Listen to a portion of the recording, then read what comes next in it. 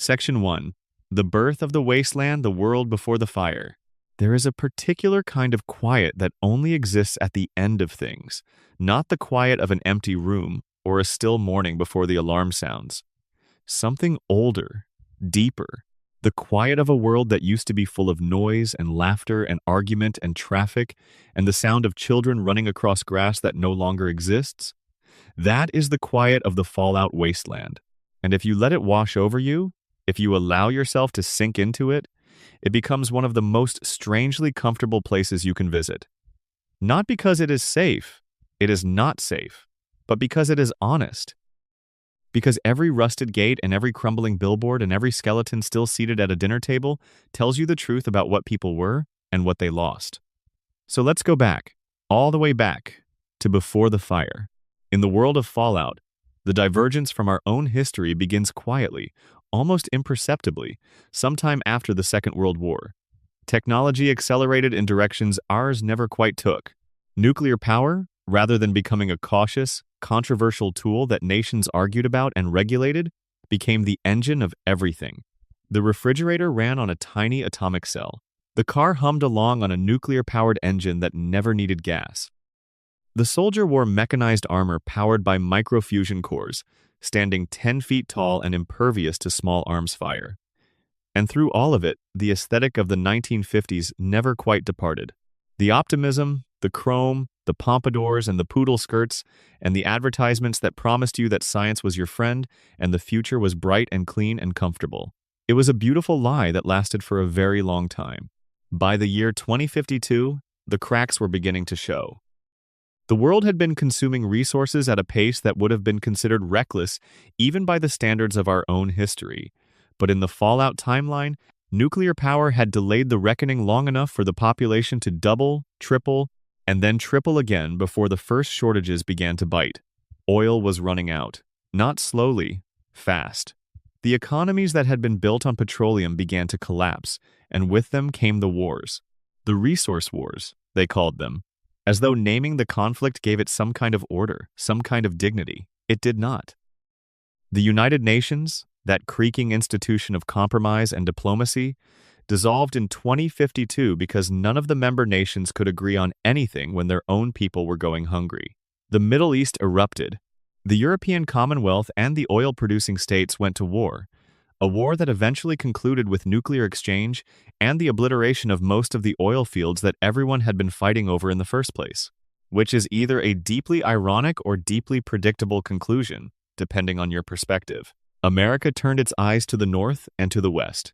Canada, which sat atop enormous reserves of petroleum and occupied a border that was at least geographically convenient, found itself slowly absorbed by its southern neighbor through a combination of economic pressure, military presence, and the quiet mechanisms of annexation that history never quite announces until it is too late to resist. By the 2060s, Canada was, for all practical purposes, an American territory. Its citizens quietly furious, its resources quietly extracted. The maple leaf still flew over Ottawa, but the decisions were made in Washington, and everyone knew it, and China. The relationship between America and China in the Fallout universe is one of the great slow-motion catastrophes of that world's history. Both nations, resource-hungry and ideologically opposed, circling each other with increasing hostility while the world around them emptied out. The flashpoint came in Alaska.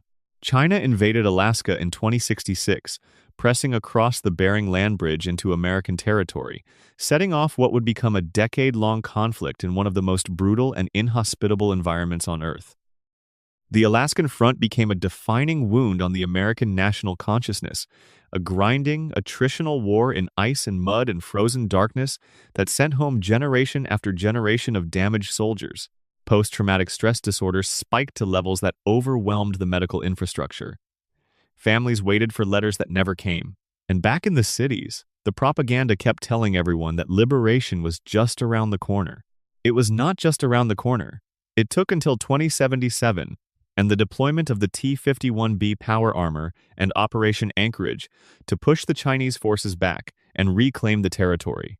It was a victory, but it was a hollow one, because the stalemate that replaced it did not feel like peace.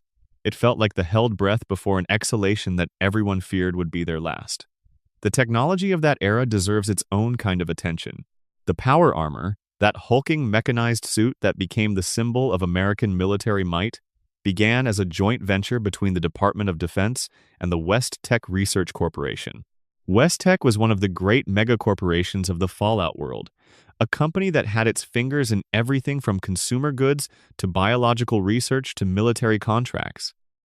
Their T-45 power armor was the first model deployed in combat, slower and less refined than what came later, but still capable of turning a regular soldier into something that could walk through a hail of bullets and keep moving. The T-51B that came after was a genuine leap forward, and the suits were credited with turning the tide in Alaska. But Vault-Tec was not only building suits of armor. Quietly, under contract to the US government, they were working on something else. Something they called a biological defense program, an effort to develop vaccines and treatments that could counter potential chemical or biological warfare from Chinese forces. The project started reasonably enough. By 2077, it had become something else entirely. Something that would outlast the war, outlast the corporation, outlast the government that commissioned it. Something that would still be causing devastation 200 years after the bombs fell. But we will get to that. Robco Industries, another name that echoes throughout the wasteland, was the brainchild of a man named Robert House. House was a prodigy, orphaned young, educated brilliantly, and possessed of the kind of focused, remorseless intelligence that tends to either build empires or destroy them, sometimes both in sequence. He founded Robco in his 20s, and the company became the dominant producer of computing technology and robotics in pre-war America. The Pip-Boy, that wrist-mounted personal computer that every vault dweller eventually came to rely on, was a Robco product. The Protectrons and Mr. Handy robots that still wander the wasteland 2 centuries after the war, still performing the tasks they were programmed for, still insisting that everything is fine when the ceiling is on fire, those came from Robco. House himself was both a genius and a pragmatist. He ran the calculations on the probability of nuclear war with the kind of dispassion that only someone who had already detached themselves from fear could manage. And then he acted on those calculations in ways that would make him one of the most important figures in post-war history. Then there was Vault-Tec. Vault-Tec was, officially, a defense contractor commissioned by the US government to build a system of underground shelters that would preserve the American population in the event of nuclear war. Project Safehouse, they called it publicly. The vaults were real. They were engineering marvels. They could house 1,000 people in relative comfort for decades, scrubbing air and recycling water and growing food under artificial light, sustaining a pocket of civilization below the radioactive ruin of the surface.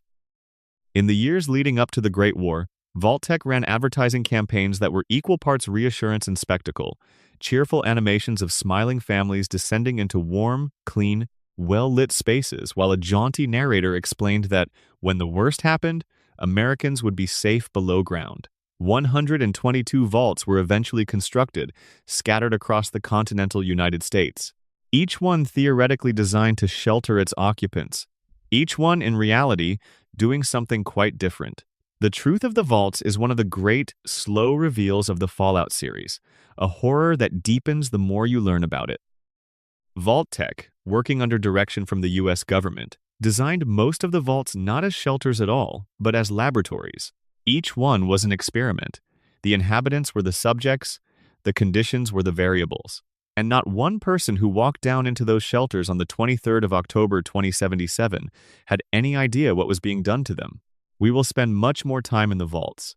Their stories are some of the most disturbing and occasionally heartbreaking in all of the Fallout universe. But for now, let us finish the morning of the end. The 23rd of October, 2077 began as an ordinary Saturday, or at least as ordinary as any day could be in a world that had been running on anxiety and suppressed terror for a decade. The air raid sirens that had sounded so many times as drills during the preceding years had conditioned most people to assume that another warning was a test. When the real alarms went off, many people stood on their front lawns and looked at the sky and waited to be told it was a drill. They were still waiting when the first warheads broke the horizon. The exchange lasted approximately 2 hours. Unknown submersible objects had been detected off the California coast in the early hours of the morning. High-altitude bombers were spotted over the Bering Strait. The Integrated Operational Nuclear Detection System registered the first launches, and the United States went to DEFCON 2 at 9:13 inches the morning. 5 minutes later, NORAD reported confirmed strikes. By the time it was over, 7.54 billion people were dead or dying, and the world that had taken thousands of years to build had been reduced, in one morning, to ashes and silence and slowly settling dust. Who fired first? The question has never been definitively answered, even within the universe's own lore. Some theories suggest Chinese aggression. Others suggest American preemption. There are whispers, particularly in the Amazon Prime Fallout series, that Vault-Tec itself may have had a hand in initiating the exchange, motivated by a desire to ensure that its vaults would be used, that the research program would proceed, that the data would be gathered. Robert House, who survived the war in his advanced preservation pod and has had 2 centuries to think about it, speculated that the bombs fell early because the Enclave, the deep state successor government hiding in bunkers and on oil rigs, had acquired a cold fusion reactor and was accelerating its own timeline. Tim Kaine, one of the original creators of the franchise, suggested in interviews that the real trigger may have been America's decision to secretly continue its biological weapons program despite treaties, and China discovering this and reaching a breaking point. The uncertainty is deliberate, and in a way, it is one of the most honest things about Fallout. History rarely has clean answers. The things that end civilizations are usually the culmination of 1,000 smaller failures, 1,000 moments where someone chose ambition over restraint, where a corporation put profit before people, where a government chose secrecy over accountability. The Great War was all of those things at once. And from the ashes of that morning, everything that we will spend the next several hours exploring began. If you're watching this right now, wherever you are, whatever time it is, go ahead and drop a comment with your location and what time you're watching. And if you haven't already, hit subscribe. These stories take a long time to put together, and every single subscriber genuinely helps. Now let's keep going. Section 2. The Vault's America's Darkest Rooms. There is something about a locked door that unsettles the imagination. Not because of the door itself, but because of what the door implies.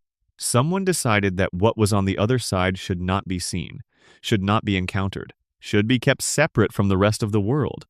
Every vault in the Fallout universe is a locked door at civilizational scale, and the things happening behind them range from merely misguided to genuinely monstrous.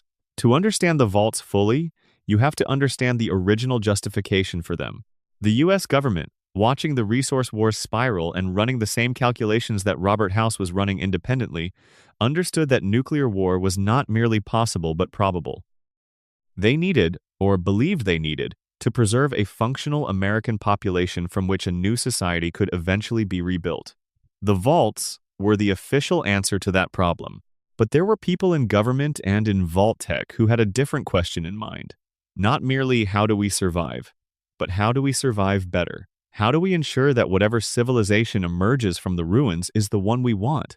How do we test the variables that will determine whether a space colony, or a deep bunker civilization, or any closed community can function over the long term? The answer they arrived at was profoundly callous. Use the vaults as data-gathering instruments. Fill them with people who had no idea they were subjects.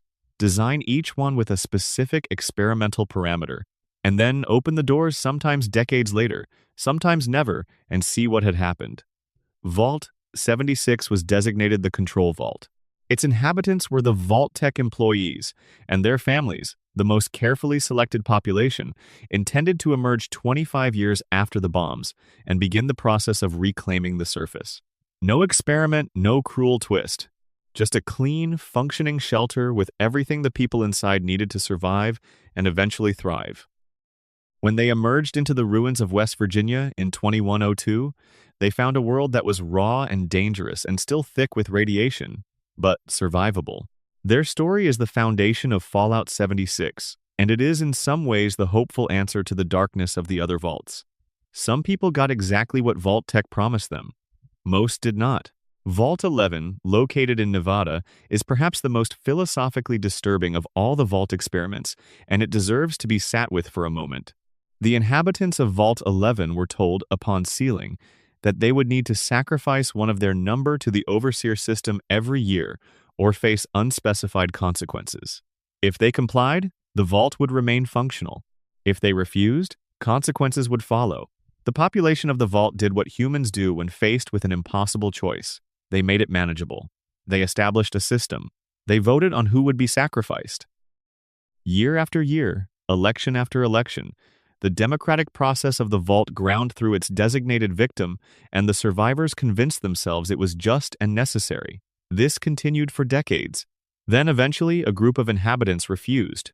They said they would not sacrifice another person.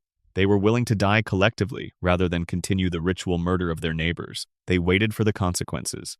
And what they discovered when they finally accessed the overseer's terminal at the end of the vault's operational period was that there had never been any consequence programmed into the system.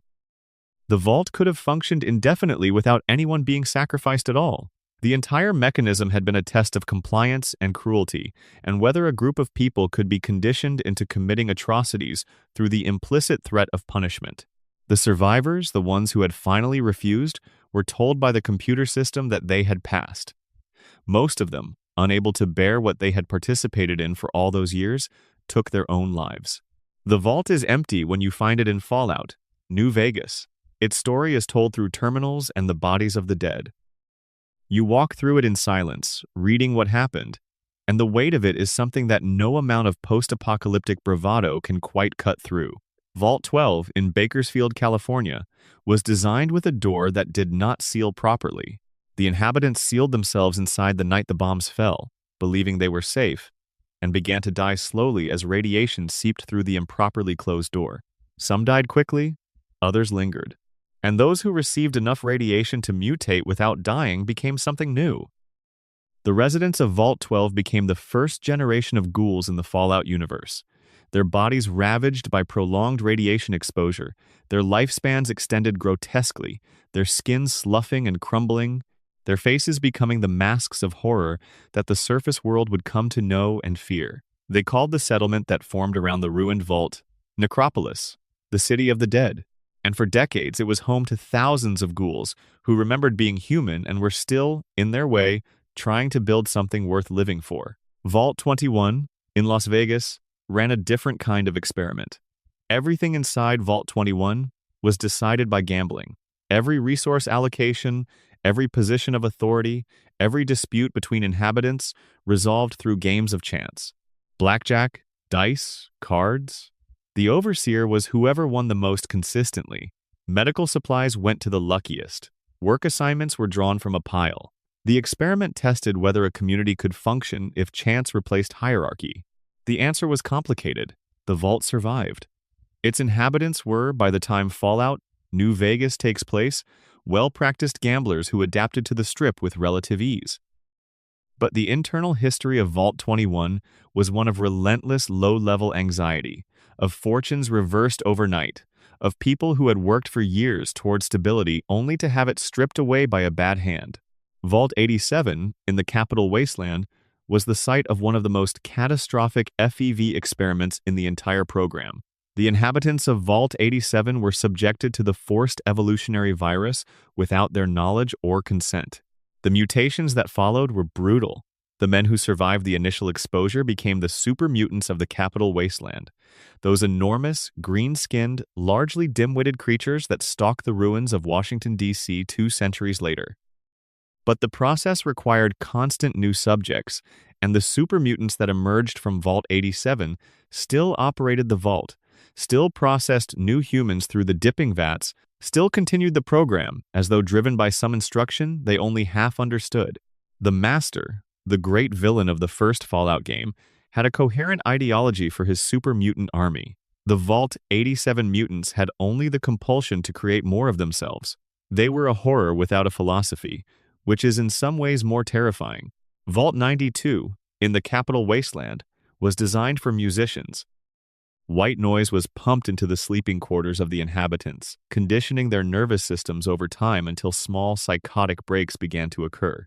The experiment was studying combat stress and psychological breaking points, and the vault's population of professional musicians, people who had been told they were being specially selected to preserve musical knowledge through the apocalypse, became increasingly violent over time.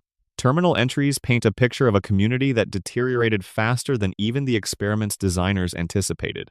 The music players snapping, the instruments becoming weapons, the vault descending into chaos years before it would have been opened under normal circumstances.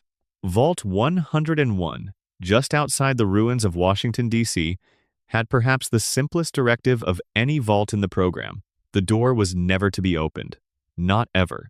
The inhabitants were never to leave, and no one from outside was ever to enter. The experiment was testing whether a society that had no contact with the outside world, that had no hope of ever leaving, could maintain cohesive social organization across generations. The vault was supplied with everything it needed to function indefinitely. The overseer was given authority that was, by design, absolute, and the community it produced was exactly as warped as you would expect a community raised in complete isolation across multiple generations to be. Fear of the outside, worship of the enclosed space, the vault itself as both prison and religion. When the player character in Fallout 3, born inside Vault 101, escapes into the capital wasteland at the beginning of the game, it is the first time any of the vault's inhabitants have set foot on the surface in 200 years. The light that greets them is overwhelming and golden and terrifying, falling through the dust of the wasteland in long slanted rays, illuminating a world that is ruined and vast and, for the first time, genuinely theirs to walk in. It is one of the great video game openings. A door swings open, and the whole broken world is waiting. Vault 108, in the capital wasteland, contains a story that is almost darkly comedic if you strip away the terror. The vault was supplied with a single cloning pod, and the experiment was designed to observe how a community would respond to the ability to create perfect duplicates of themselves. In theory, a thoughtful population might use the technology to replace fallen members, maintain skills, perhaps even improve their community over time. In practice, someone cloned a man named Gary, again and again and again. By the time the player reaches Vault 108 inches Fallout 3, it is entirely populated by an army of identical Gary clones, all of whom are extremely violent, and all of whom say only one word, Gary. Just Gary. Over and over, as they charge at you with pipes and bare hands. The vault that was supposed to be a scientific experiment in population management became a monument to a single bad decision made with a cloning pod, resulting in perhaps one of the most terrifying and absurdist locations in the entire series. Vault 75, under what was once Malden Middle School in the Commonwealth, opened its doors to children during the evacuations before the bombs fell, filling itself with young people and their families and teachers. Once sealed, the experiment began. The adults were quietly eliminated within the first year. The children were kept. They were subjected to rigorous physical and psychological testing, elimination trials that culled those deemed unfit, and a program designed to create what the Vault scientists called enhanced humans through selective pressure applied to the young. The terminals you find in Vault 75 tell this story gradually, in the dry, bureaucratic language of scientific reports, which makes it somehow worse.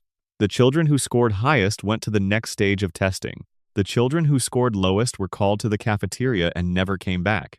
The vault operated for 30 years before a rebellion by surviving children, aided by a scientist who could no longer stomach what he was participating in, resulted in the program ending.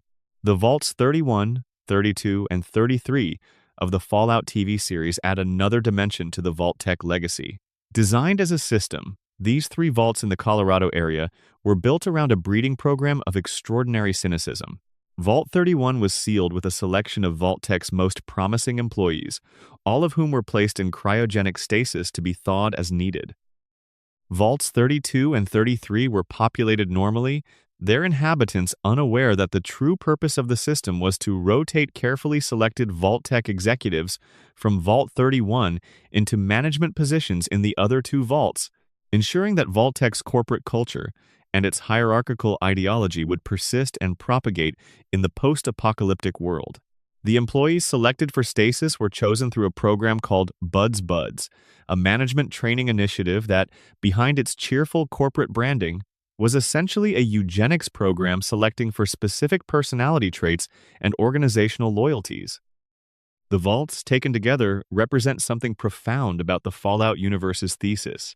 They are the clearest expression of a particular kind of pre-war thinking, the belief that the right people, with enough power and enough resources, could engineer any outcome, could manage and predict and control human behavior at scale, could treat the population of an entire nation as raw material to be shaped. The bombs that fell in 2077 ended the world. But the vaults demonstrate that the world was already ending from within before the first warhead left the silo. The bombs were almost a footnote. The real apocalypse was the decision, made by educated people in well-lit offices, to look at their fellow human beings as variables in an experiment. Every vault you visit in the Fallout games carries this weight. The flickering lights and the institutional colors and the skeletons in the beds, those are not just set dressing. They are the record of what happens when people with power decide that the rest of humanity is a resource to be managed rather than a community to be served. Section 3. The capital wasteland where monuments went to rust. 200 years is a very long time for a city to be in ruins. By 2277, when the player character of Fallout 3 stumbles blinking out of Vault 101, the Washington, D.C. metropolitan area has had 2 centuries to settle into its post-apocalyptic identity. The monuments are still there, or most of them. The Lincoln Memorial stands, its columns cracked but intact, the great seated figure inside still gazing across the reflecting pool, which is now a stagnant, irradiated pond that catches the orange light of the perpetual overcast sky. The Capitol building's dome is pierced and broken, its scaffolding long since become rusted abstract sculpture. The Washington Monument leans very slightly, as though it has spent 200 years considering whether to fall over and just not quite committed to the decision. The Jefferson Memorial, that elegant circular hall of columns that sits at the edge of the tidal basin, has been repurposed into something that its original designer would have found equal parts baffling and appropriate. A water purification plant, a monument to the most basic human need, clean water, built inside a monument to a man who wrote about the necessity of human dignity. The capital wasteland is a particular kind of desolate. The mid-Atlantic climate means it is warmer than some parts of the post-nuclear world, and the combination of lingering radiation and peculiar atmospheric conditions has pushed the landscape into a kind of burnt amber, all rust and ochre, and the gray-brown of ash that has been rained on and dried and rained on again so many times, it has lost any distinct character. The ruins of the suburbs stretch for miles, their crumbled fences and collapsed garages, and the shells of cars grown into the weeds, all telling the story of a morning when everyone left in a hurry and no one ever came back. And yet, people survived. Megaton is the first major settlement the player encounters, and it is one of the stranger habitations in all of Fallout's geography. A town built around an unexploded nuclear bomb. The bomb, an ancient device that failed to detonate on impact during the war, sits at the center of a crater that serves as the town's main square, its casing cracked and seeping low levels of radiation that the residents have long since adapted to. The town itself was constructed by caravanners and settlers and refugees who arrived over the years, building outward from the crater, using whatever materials they could scavenge from the ruins around them. Sheet metal, scraps of concrete block, pieces of highway signage, old vehicle parts welded together in ways that should not have been structurally possible but somehow held for decades. The result is a city that looks like it was designed by someone who had seen a city once from a distance and then tried to reconstruct it from memory, using only what they could find in a junkyard. And yet it works. It is genuinely inhabited, genuinely alive, genuinely a place where people raise children and argue about prices, and complain about the local sheriff, and conduct all the petty, essential business of being alive. The bomb in the middle of it all is both the settlement's origin and its ongoing theological controversy. The Children of Adam, a cult that worships nuclear radiation as a divine force, regard the bomb as a holy relic. They pray to it. They conduct rituals around it. Their leader in Fallout 3, a man called Confessor Cromwell, stands in the irradiated water near its base and delivers sermons about the transcendent power of atomic division. The rest of Megaton's residents regard this with the particular tolerance of people who have enough other things to worry about. The bomb has not gone off yet. It probably will not go off. And Cromwell keeps to himself mostly, except when he is standing in the radioactive water delivering sermons, which is admittedly a lot of the time. Three Dog is the voice that follows you across the Capitol wasteland. He operates out of the Galaxy News radio building, a fortified redoubt in the middle of the DC ruins that broadcasts a mix of pre-war music and aggressively opinionated wasteland commentary. His real name, never officially revealed, was apparently given to him by an unnamed figure in his past, and the moniker Three Dog is his own creation, a piece of radio personality engineering that became the actual person. He grew up in the wasteland, saw its ugliness, watched people killed for scraps of food and children wandering without direction, and decided that the answer to that specific kind of despair was noise. Specifically, his noise. His voice, broadcasting from behind reinforced concrete, telling the truth about what was happening out there and refusing to be quiet about it. The Brotherhood of Steel protects the building in exchange for shelter. Three Dog uses the arrangement to maintain the transmitter and the signal. He and his engineer Margaret work constantly to keep the broadcast alive across the wasteland. What he says in his broadcasts is, in its way, a kind of journalism. He reports on the Enclave's movements. He tells the truth about the slave trade operating out of Paradise Falls. He calls out the Brotherhood when he thinks they are failing to live up to their own stated ideals. He gives the player character the name the Lone Wanderer in the early hours of the game, and it sticks because it is exactly right. His voice on the radio in the wasteland, playing pre-war music between urgent dispatches from a world in crisis, creates one of the most atmospheric soundscapes in gaming history. You are walking through the ruins of Washington, D.C., past broken monuments and through underground metro tunnels full of feral ghouls, and in your earpiece is Butcher Pete or Anything Goes or I Don't Want to Set the World on Fire, and Three Dog is telling you between songs that things are bad out there, but they can get better, and somehow that specific combination of music and voice and ruin is one of the most affecting things any video game has ever assembled. The Brotherhood of Steel's presence in the Capitol Wasteland is a story in itself, and an unusual one within the Brotherhood's broader history. Elsewhere, the Brotherhood is primarily characterized by hoarding technology and being deeply suspicious of non-members. Elder Lyons, who led the Capitol Wasteland chapter, was different. He arrived in D.C. in 2255 and decided, against the Brotherhood's central policy, that he would stay and help. Not just preserve pre-war technology, actually help the people in the wasteland, protect them from super mutants, support the Project Purity initiative that was working to purify the Potomac River. His decision split the Brotherhood, with a faction called the Outcasts breaking away and establishing their own operation in a facility called Fort Independence, continuing to follow the original Brotherhood mandate of technology collection and nothing else. Lyons's chapter became, effectively, a standing army for the Capitol Wasteland's civilian population, paid for in Brotherhood resources and the personal convictions of their elder. The Enclave is what remains of the United States government, or what calls itself that.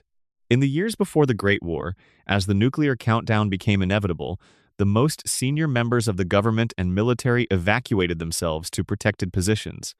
An oil rig off the California coast, secure bunkers in the mountains, the remote fortified complex called Raven Rock in the mountains of the Mid-Atlantic region. From these positions, they watched the world burn and waited. For 200 years, they waited, conducting their own experiments with FEV, maintaining their military capacity, and developing the ideological framework that would, they believed, allow them to reclaim America. Their idea of reclaiming America involved the elimination of anyone who had been mutated by radiation, ghouls, super mutants, and technically any human who had absorbed any meaningful amount of radiation, which was essentially everyone who had been living on the surface for 200 years. The Enclave's vision of America's future had no room for the people who had actually survived its worst day. Their plan in Fallout 3 centers on Project Purity. The Enclave wants to contaminate the clean water that James, the player character's father, has been working for years to produce, with an aerosolized FEV variant that would kill every person it encountered who carried any mutation. They would then control the clean water supply and use it to rebuild a purified America, free of everyone who had adapted to the wasteland. It is, in its logic, one of the most coherent genocidal plans ever presented in a mainstream video game, and confronting it, tracing its shape through the game's events, carries genuine weight. James himself is one of the most interesting parental figures in games. He is a man who abandoned his life's work, a mission he had spent decades pursuing, because his wife died in childbirth and he needed to raise his child in safety. He went into Vault 101 knowing it would mean giving up Project Purity, at least for the foreseeable future, because a child needed a father more than the wasteland needed clean water. He built a life inside the vault. He was a doctor. He was kind. And then, when the child he had sheltered and protected was old enough to survive without him, he went back. He picked up the work again. He went to find the GEC device that would allow the purifier to function, because that was the thing he had dedicated himself to and he was not finished with it. His death, when it comes, is his choice. He chooses to flood the reactor room with radiation rather than let the Enclave take what he built. It is the act of a man who decided that some things were worth dying for and who had spent enough time thinking about it to know he meant it. Rivet City is the last piece of the capital wasteland's geography that demands attention. An aircraft carrier that became a settlement. The ship ran aground sometime after the war, and over the decades, people moved into it, welded on additional sections, established neighborhoods in its various compartments, and gradually created something that functions as the capital wasteland's nearest approximation to an actual city. It has a marketplace, it has a bar, it has an apartment complex, it has a scientist population, including Madison Lee, the lead scientist of Project Purity, who has been running research programs out of the ship's former science section for years. It is rusted and strange and faintly nautical in ways that strike the visitor as deeply incongruous with the desert of ruins surrounding it. And it is entirely, specifically alive. The history of how Rivet City was founded is told through a series of conflicting accounts from its oldest inhabitants, a kind of oral history that has been distorted over time by bad memory and self-interest. What seems clear is that a group of survivors found the ship in the early post-war years, fought for control of it, and eventually settled into the uneasy peace that became the city. The details are murky. Ask 5 people in Rivet City about the founding, and you will get 5 different stories. Which is true of most histories, if you press them hard enough. Section 4. The Mojave Desert that survived the future. The Mojave Desert was always its own kind of place. Before the bombs, it was heat and emptiness, and the specific quality of light that exists in the southwestern United States, that particular golden white that makes everything look simultaneously parched and luminous. After the bombs, it was still heat and emptiness and that same quality of light. But now, with the addition of radiation, roving bands of deeply organized human suffering, and one of the most peculiar and intact cities on Earth rising from the dust like a neon fever dream. New Vegas survived the Great War largely intact, not by luck, but by design. Robert House, who had run his calculations and concluded that the probability of nuclear war was at least 94.5%, spent the years before the war building the infrastructure he would need to survive it. He developed a missile defense system for Las Vegas that intercepted the vast majority of warheads targeted at the city. Some got through, causing damage to the peripheral areas, scattering craters in the desert, knocking out power to certain districts. But the Strip itself, those famous miles of casinos and hotels and electric light, remained structurally sound. House preserved it the way a man preserves a painting he loves, with expensive care and absolute focus. The cost of this preservation was considerable. House sealed himself in the Lucky 38 casino in an advanced life preservation pod years before the bombs fell, severing most of his physical connection to his own body and relying on machines to keep him alive while his consciousness operated the city's systems. He was, in effect, becoming something post-human in order to protect something very human. The idea that civilization could continue, that Las Vegas could persist, that there was a future worth surviving for. It is either the most romantic thing anyone did in the Fallout universe or the most obsessive, depending on whether you find that distinction meaningful. New Vegas, when the player arrives in 2281, is a 3-way political standoff conducted in neon and gunpowder. The New California Republic, That expanding democratic federation that has been slowly pushing east from California for decades has arrived in the Mojave in force. They occupy the town of Prim and the Mojave Outpost and the Hoover Dam, which they have partially restored to power-generating functionality. The dam is the strategic prize. Whoever controls it controls the most reliable power source in the American Southwest, and with power comes everything else. The NCR wants it for the expansion of their republic. They are spread thin, chronically underfunded, deeply in debt to their own citizens from decades of military overextension, and their presence in the Mojave has all the hallmarks of a democracy trying to do more than it has the strength for. Caesar's Legion, the second faction, came from the east.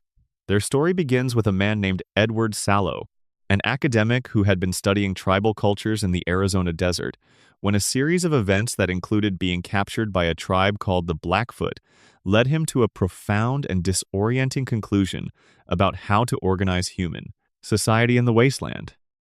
Sallow became Caesar, borrowing the organizational principles and the aesthetics of ancient Rome, the legions, the ranks, the Latin titles, the brutal discipline, the practice of slavery.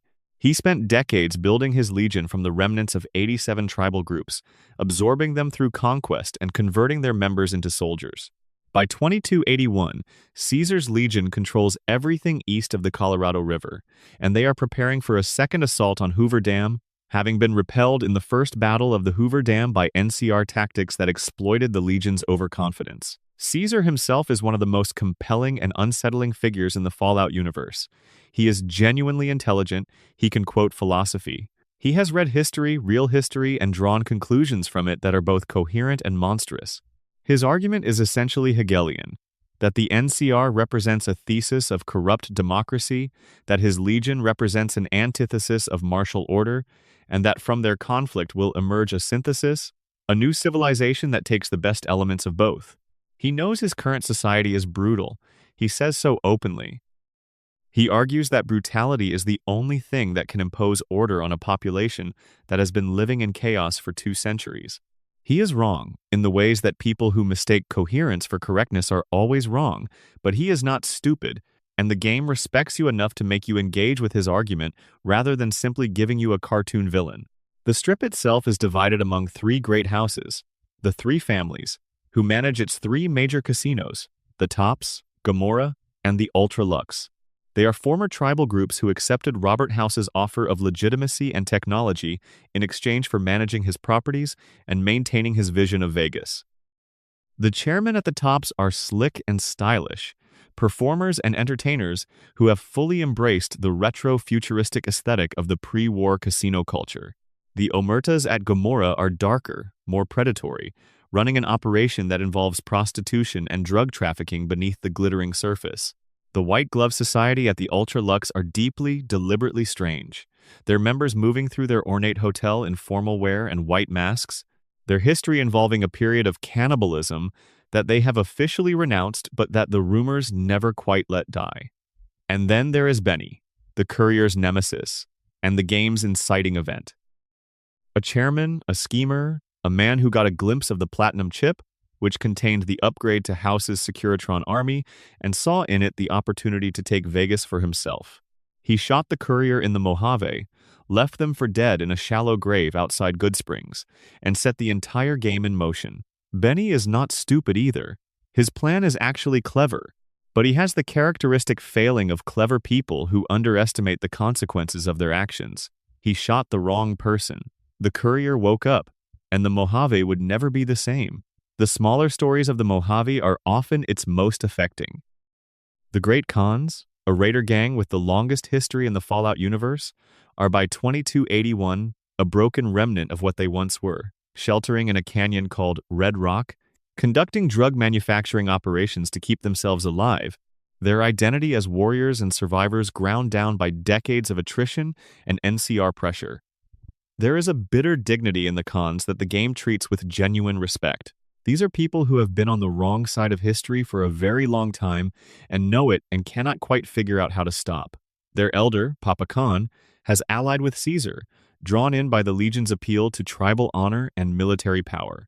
Whether that alliance holds, whether the Khans find a different future, is one of the Mojave's more quietly moving stories. The followers of the apocalypse operate out of the old Mormon fort in Freeside, the slum district adjacent to the Strip. They are doctors and teachers and scholars, people who have decided that the best contribution they can make to the post-apocalyptic world is knowledge. Medical knowledge, scientific knowledge, the preservation and transmission of understanding that allows people to take care of themselves and each other. They will treat anyone, raider or merchant, NCR trooper or Legion slave, if the person is in front of them and suffering. Their ideology is simple and radical. Help people. The followers are one of the Fallout universe's most genuinely admirable groups, and the game's treatment of them is gentle and respectful. They are not a major faction. They do not control a dam. But in a world defined by power struggles, they are the people who show up when someone is hurt and ask only what they can do. Good Springs, the little desert town where the courier wakes up at the start of the game, deserves a moment of attention. It is dust and distance, and maybe a dozen people trying to keep the water pump running and the cazadors out of their yard. Doc Mitchell, who saves the courier's life, is a retired raider medic who found the town and decided to stop moving. Victor, the Securitron who dragged the courier from the grave, is one of House's eyes in the wider Mojave, performing acts of mysterious kindness with no explanation offered. Sunny Smiles teaches new arrivals how to shoot. Easy Pete has dynamite he is not going to give you. The town has the feeling of the first page of a story, a quiet place on the edge of something enormous, where the last ordinary morning is slowly giving way to everything that comes next. Section 5. The Commonwealth, the Future's Ghost Story. Boston, in 2287, is a particular kind of beautiful. Not the beauty of the intact or the preserved, the beauty of things that have been tested to absolute breaking point and still, somehow, remain. The Freedom Trail still exists. Those red painted markers on the brick that once guided tourists through the historic city and now guide a different kind of traveler through ruins that are older and stranger and far more dangerous than anything the original trail was designed for. The Old North Church, 2 lanterns in its steeple for a reason that has changed completely from the one Paul Revere intended. The USS Constitution, a replica of the original frigate, now lodged in the upper floors of a collapsed building after an attempt to make it space-capable, piloted by an automated military crew who have been arguing about their mission parameters for 2 centuries. The Commonwealth is what the greater Boston area became after the bombs, and it carries the weight of a region that has been particularly afflicted by the intersection of nuclear devastation and experimental science gone catastrophically wrong. The Institute, the secretive organization that descended from MIT, has been reaching up from their underground facility for decades, replacing people with synths, experimenting with FEV, conducting research programs that have contaminated and destabilized the surface in ways that the people living there cannot fully understand and can only partially counter. Before we go deeper into the Institute, it is worth spending time with Diamond City. Diamond City is built inside Fenway Park. This is not a metaphor. Someone, in the years after the war, decided that the concrete bowl of a Major League Baseball stadium was the most defensible structure in the Boston area, built walls around the perimeter, constructed a city inside the outfield, and called it home. The green monster in left field became literally that, a massive wall grown over with vegetation and fortified against raider attack. The scoreboard still displays information, though what it displays has changed considerably from batting averages. The city inside is cramped and lively and genuinely community-minded in the way that cities which know they might have to fight for their survival tend to be. There is a market. There is a school. There is a bar called the Dugout Inn run by a person named Takahashi who is actually a very old food service robot that speaks only in a single phrase of Japanese and still somehow functions as the most reliable bartender in the passage. Commonwealth. The story of Diamond City has a shadow in it. In 2229, a man visited the city and then, without warning, killed several people. When the guards brought him down, they found something inside him that should not have been there, the mechanical workings of a synthetic being. A synth. A replacement human, built by the Institute to look and sound and think and act exactly like the original. The incident, known afterward as the Broken Mask, changed the city's relationship with trust permanently. If one person could be replaced, any person could be replaced. The mayor could be a synth. Your neighbor. Your spouse. The paranoia that settled over Diamond City after the Broken Mask never entirely lifted, and it shapes everything about how the city functions. The suspicion, the closed faces, the tendency to believe the worst about people before you know them. The tragedy is that the paranoia was entirely justified. The mayor of Diamond City during the events of Fallout 4, a man named McDonough, is in fact a synth. He was placed there years earlier by the Institute to observe and report, and to ensure that Diamond City remained too internally fractured and suspicious to mount any meaningful resistance. When the sole survivor discovers this, and the truth comes out, it does not resolve the paranoia. It amplifies it, because if McDonough was a synth, who else is? The question, once asked, does not have a satisfying answer. Nick Valentine is Diamond City's most beloved and most philosophically complicated resident. He is a synth, one of the Institute's Gen 2 models, who was found wandering the ruins of Park Street Station years before the events of the game, unable to remember where he came from or who he was. He set himself up as a private detective and became, over years, the city's most trusted investigator. People bring him their problems because he is patient and perceptive, and because his strange mechanical nature somehow makes him feel safer to trust than the fully organic humans around him, at least some of whom might be secretly someone else entirely. What Nick Valentine actually is the preserved memory set of a pre-war police detective, implanted into a synth body by the Institute as part of their early experiments in consciousness transfer. The original Nick Valentine was a Chicago cop engaged to a woman named Jenny, who was murdered by a crime boss named Eddie Winter before the war. The real Valentine never fully recovered. He offered to testify against Winter in exchange for information on a gang operation, and then the bombs fell, and the deal became irrelevant, and everything Valentine had been working toward evaporated in 2 hours of nuclear exchange. The synth Nick Valentine has all of those memories. The love for Jenny, the ache of her loss, the unfinished business with Eddie Winter. None of it is his, technically. All of it is him, practically. His companion quest involves tracking down Eddie Winter, who survived the war as a ghoul and is still living in a bunker somewhere in the Commonwealth, and giving the pre-war Valentine at least some version of the closure he never got.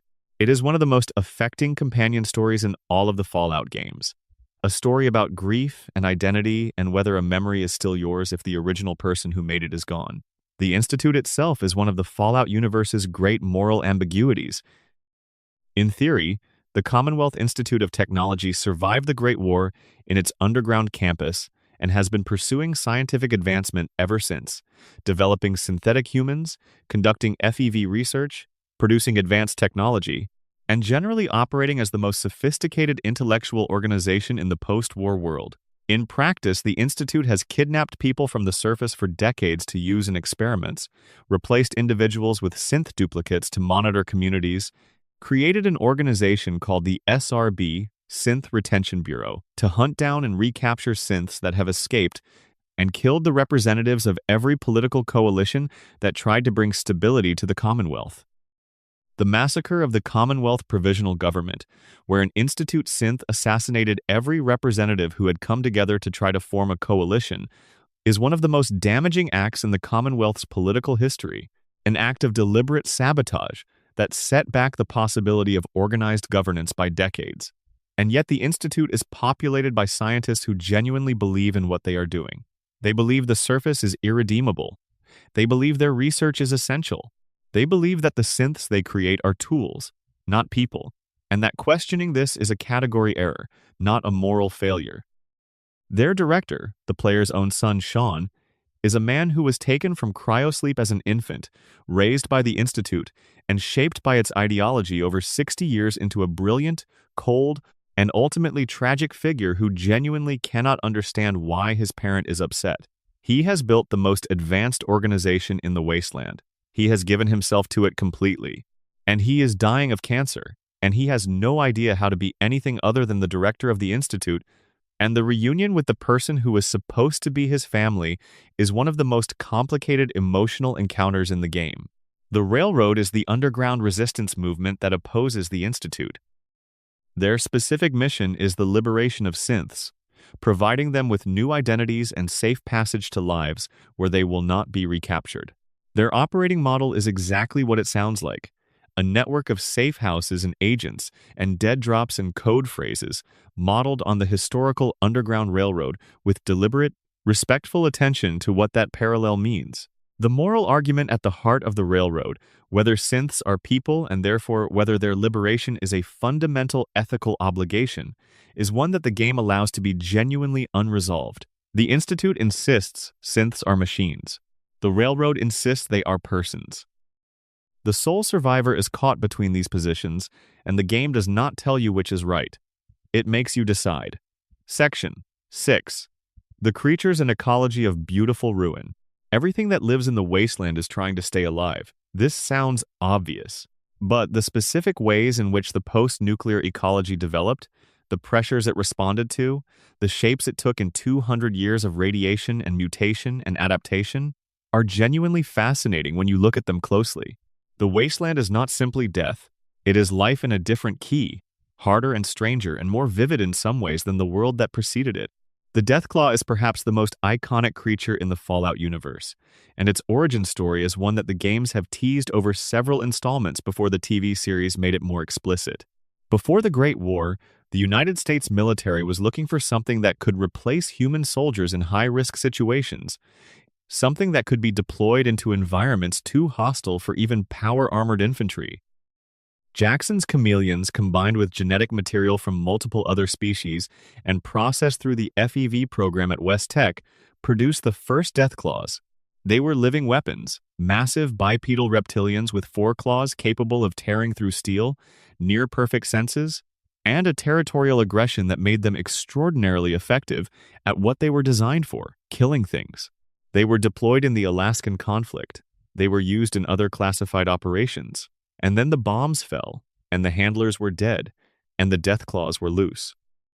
200 years of breeding in the radioactive wilderness has produced a creature that is significantly larger than the original engineered specimens, faster, with additional mutations that have enhanced their sensory capabilities and their resilience. Finding one in the early stages of a Fallout game, when your character is still carrying a pistol and a prayer, is one of gaming's most reliable sources of genuine terror.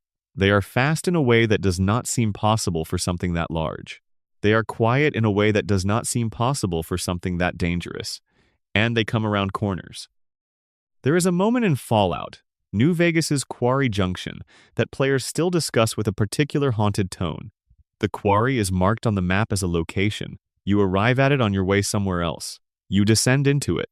And then you realize, gradually and then all at once, that it is full of Deathclaws. Not one Deathclaw, dozens. A full Deathclaw population using the quarry as a breeding ground, their nesting mothers visible in the shadows, their young moving between the rocks. The game does not tell you to leave. It simply presents you with the situation. The decision to quietly back out of the quarry and find another route is one of the most honest exchanges between a game and its player ever designed. The Enclave, in Fallout 2, conducted an experiment that gave some Deathclaws the one thing that made them even more unsettling: intelligence. A pack of Deathclaws in Vault 13 was subjected to FEV injections designed to enhance their cognitive function. The result was a community of highly intelligent, articulate, philosophically curious Deathclaws, living in the vault, developing a culture, asking questions about their own nature and their relationship to the humans around them. Their leader, a Deathclaw named Gruthar, speaks to the player with a thoughtful dignity that is deeply at odds with every instinct the player has developed about what Deathclaws are. The Enclave eventually massacred the intelligent Deathclaw pack because intelligence in a weapon is inconvenient. Gruthar's final recorded words are heartbreaking in the specific way that any intelligent creature's encounter with its own dispensability tends to be.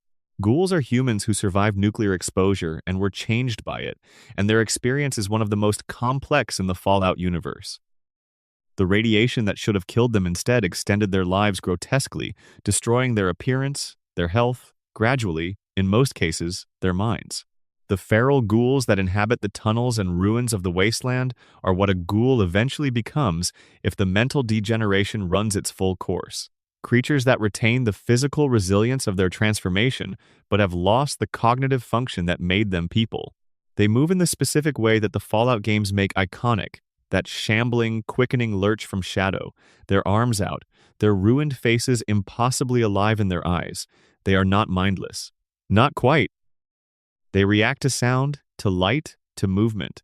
There is something left, but not enough of something to constitute personhood in any useful sense. The ghouls who do not go feral have a different and harder story. They are people. They remember being people. In many cases, they remember specific details of the world before. Restaurants they liked, streets they walked, faces they loved. They carry that memory in bodies that the surface world treats with hostility and fear. In most settlements, ghouls are tolerated at best and excluded at worst. Diamond City famously ejected its ghoul population entirely at one point, driven by the same post-Broken Mask paranoia that convinced the mayor that anything different was dangerous. The ghoul neighborhood of Underworld, in the ruins of the Museum of Natural History in the capital Wasteland, is both a haven and a monument to that marginalization. A community of people who were pushed out of everywhere else and built something worth having in the space between the dinosaur exhibits and the exhibit cases. The oldest ghouls in the Wasteland are fascinating in the specific way that very old things tend to be. Raul Tejada, a companion in Fallout New Vegas, was born in 2047, which makes him well over 200 years old by the time the courier meets him. He was a regular man in pre-war Mexico.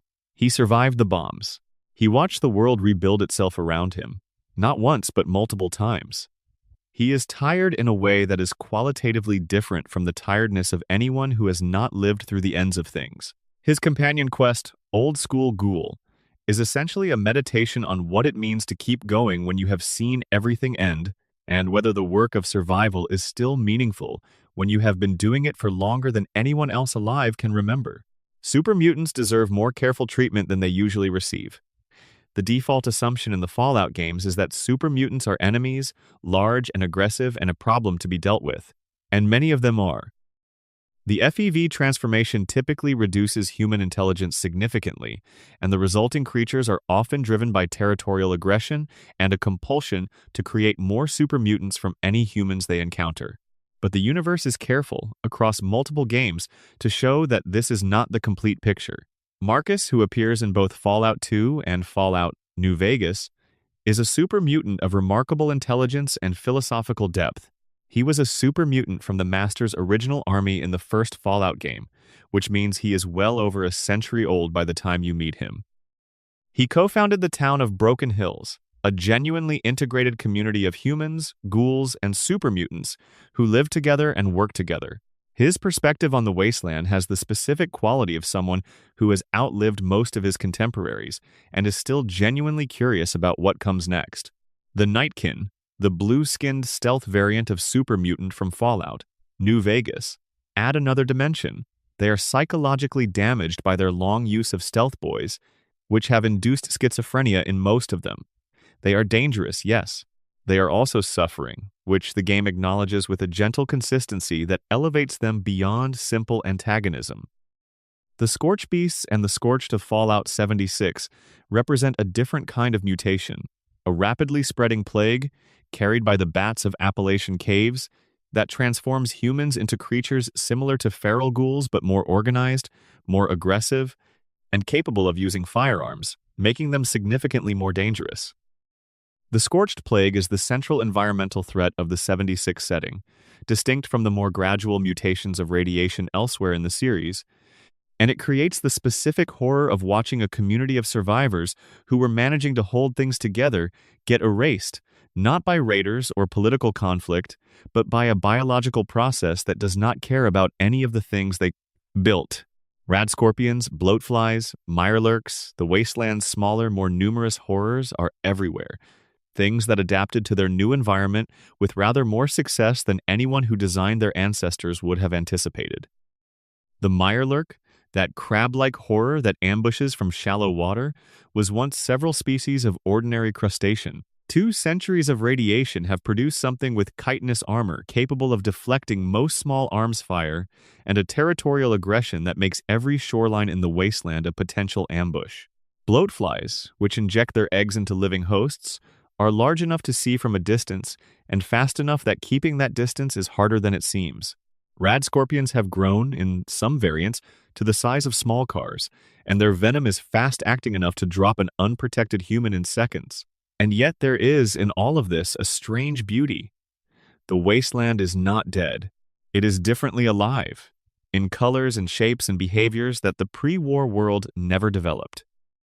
The fireflies still blink in the Appalachian dusk in Fallout 76, unaffected by anything, tiny points of cold light moving through the warm decay of the evening. The wildflowers grow through the concrete, patient and persistent, pushing up through cracks that the bombs made and that the rain has slowly widened over 2 centuries. In the Mojave, at dawn, the light across the desert is exactly what it always was, honest and flat and very, very old. The wasteland is not a landscape of pure loss. It is a landscape of transformation, and that is a different kind of thing entirely. Section 7. The people who built something anyway. History is made by the people who showed up. The Fallout universe is full of people who had every reason to stop and did not, who sat with what they had lost, which was everything, and then got up and did something with what remained, which was not nothing. Their stories are often quieter than the stories of the factions and the wars and the great political conflicts that define the wasteland's larger shape, but they are the stories that stay with you. Doc Mitchell, in Good Springs, Nevada, saved your life at the start of Fallout, New Vegas. That is the first thing you know about him.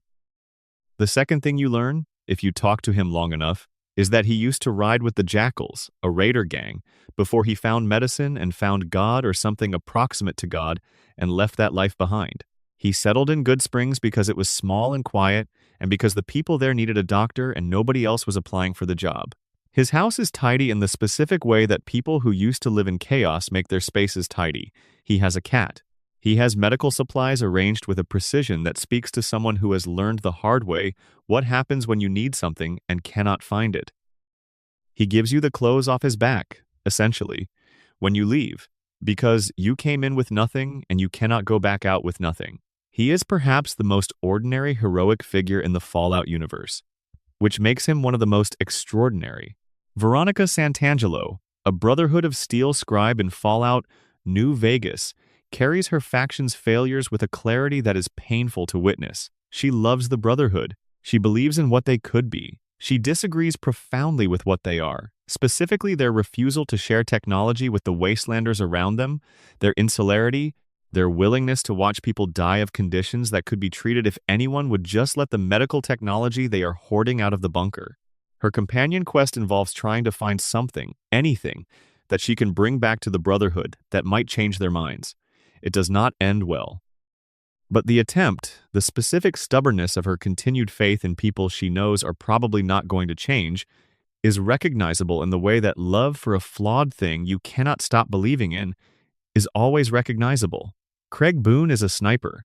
In Novak, a small town built around 2 dinosaur-shaped gas station relics, he sits in the mouth of the dinosaur-themed motel sign at night and watches the road for threats. He is precise and efficient and functionally mute.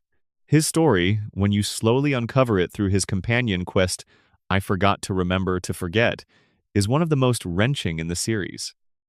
Boone was an NCR 1st Recon sharpshooter, which means he is an extremely good shot, which is important because of what the story requires of him. His wife, Carla, was kidnapped while pregnant by a Legion slavering party.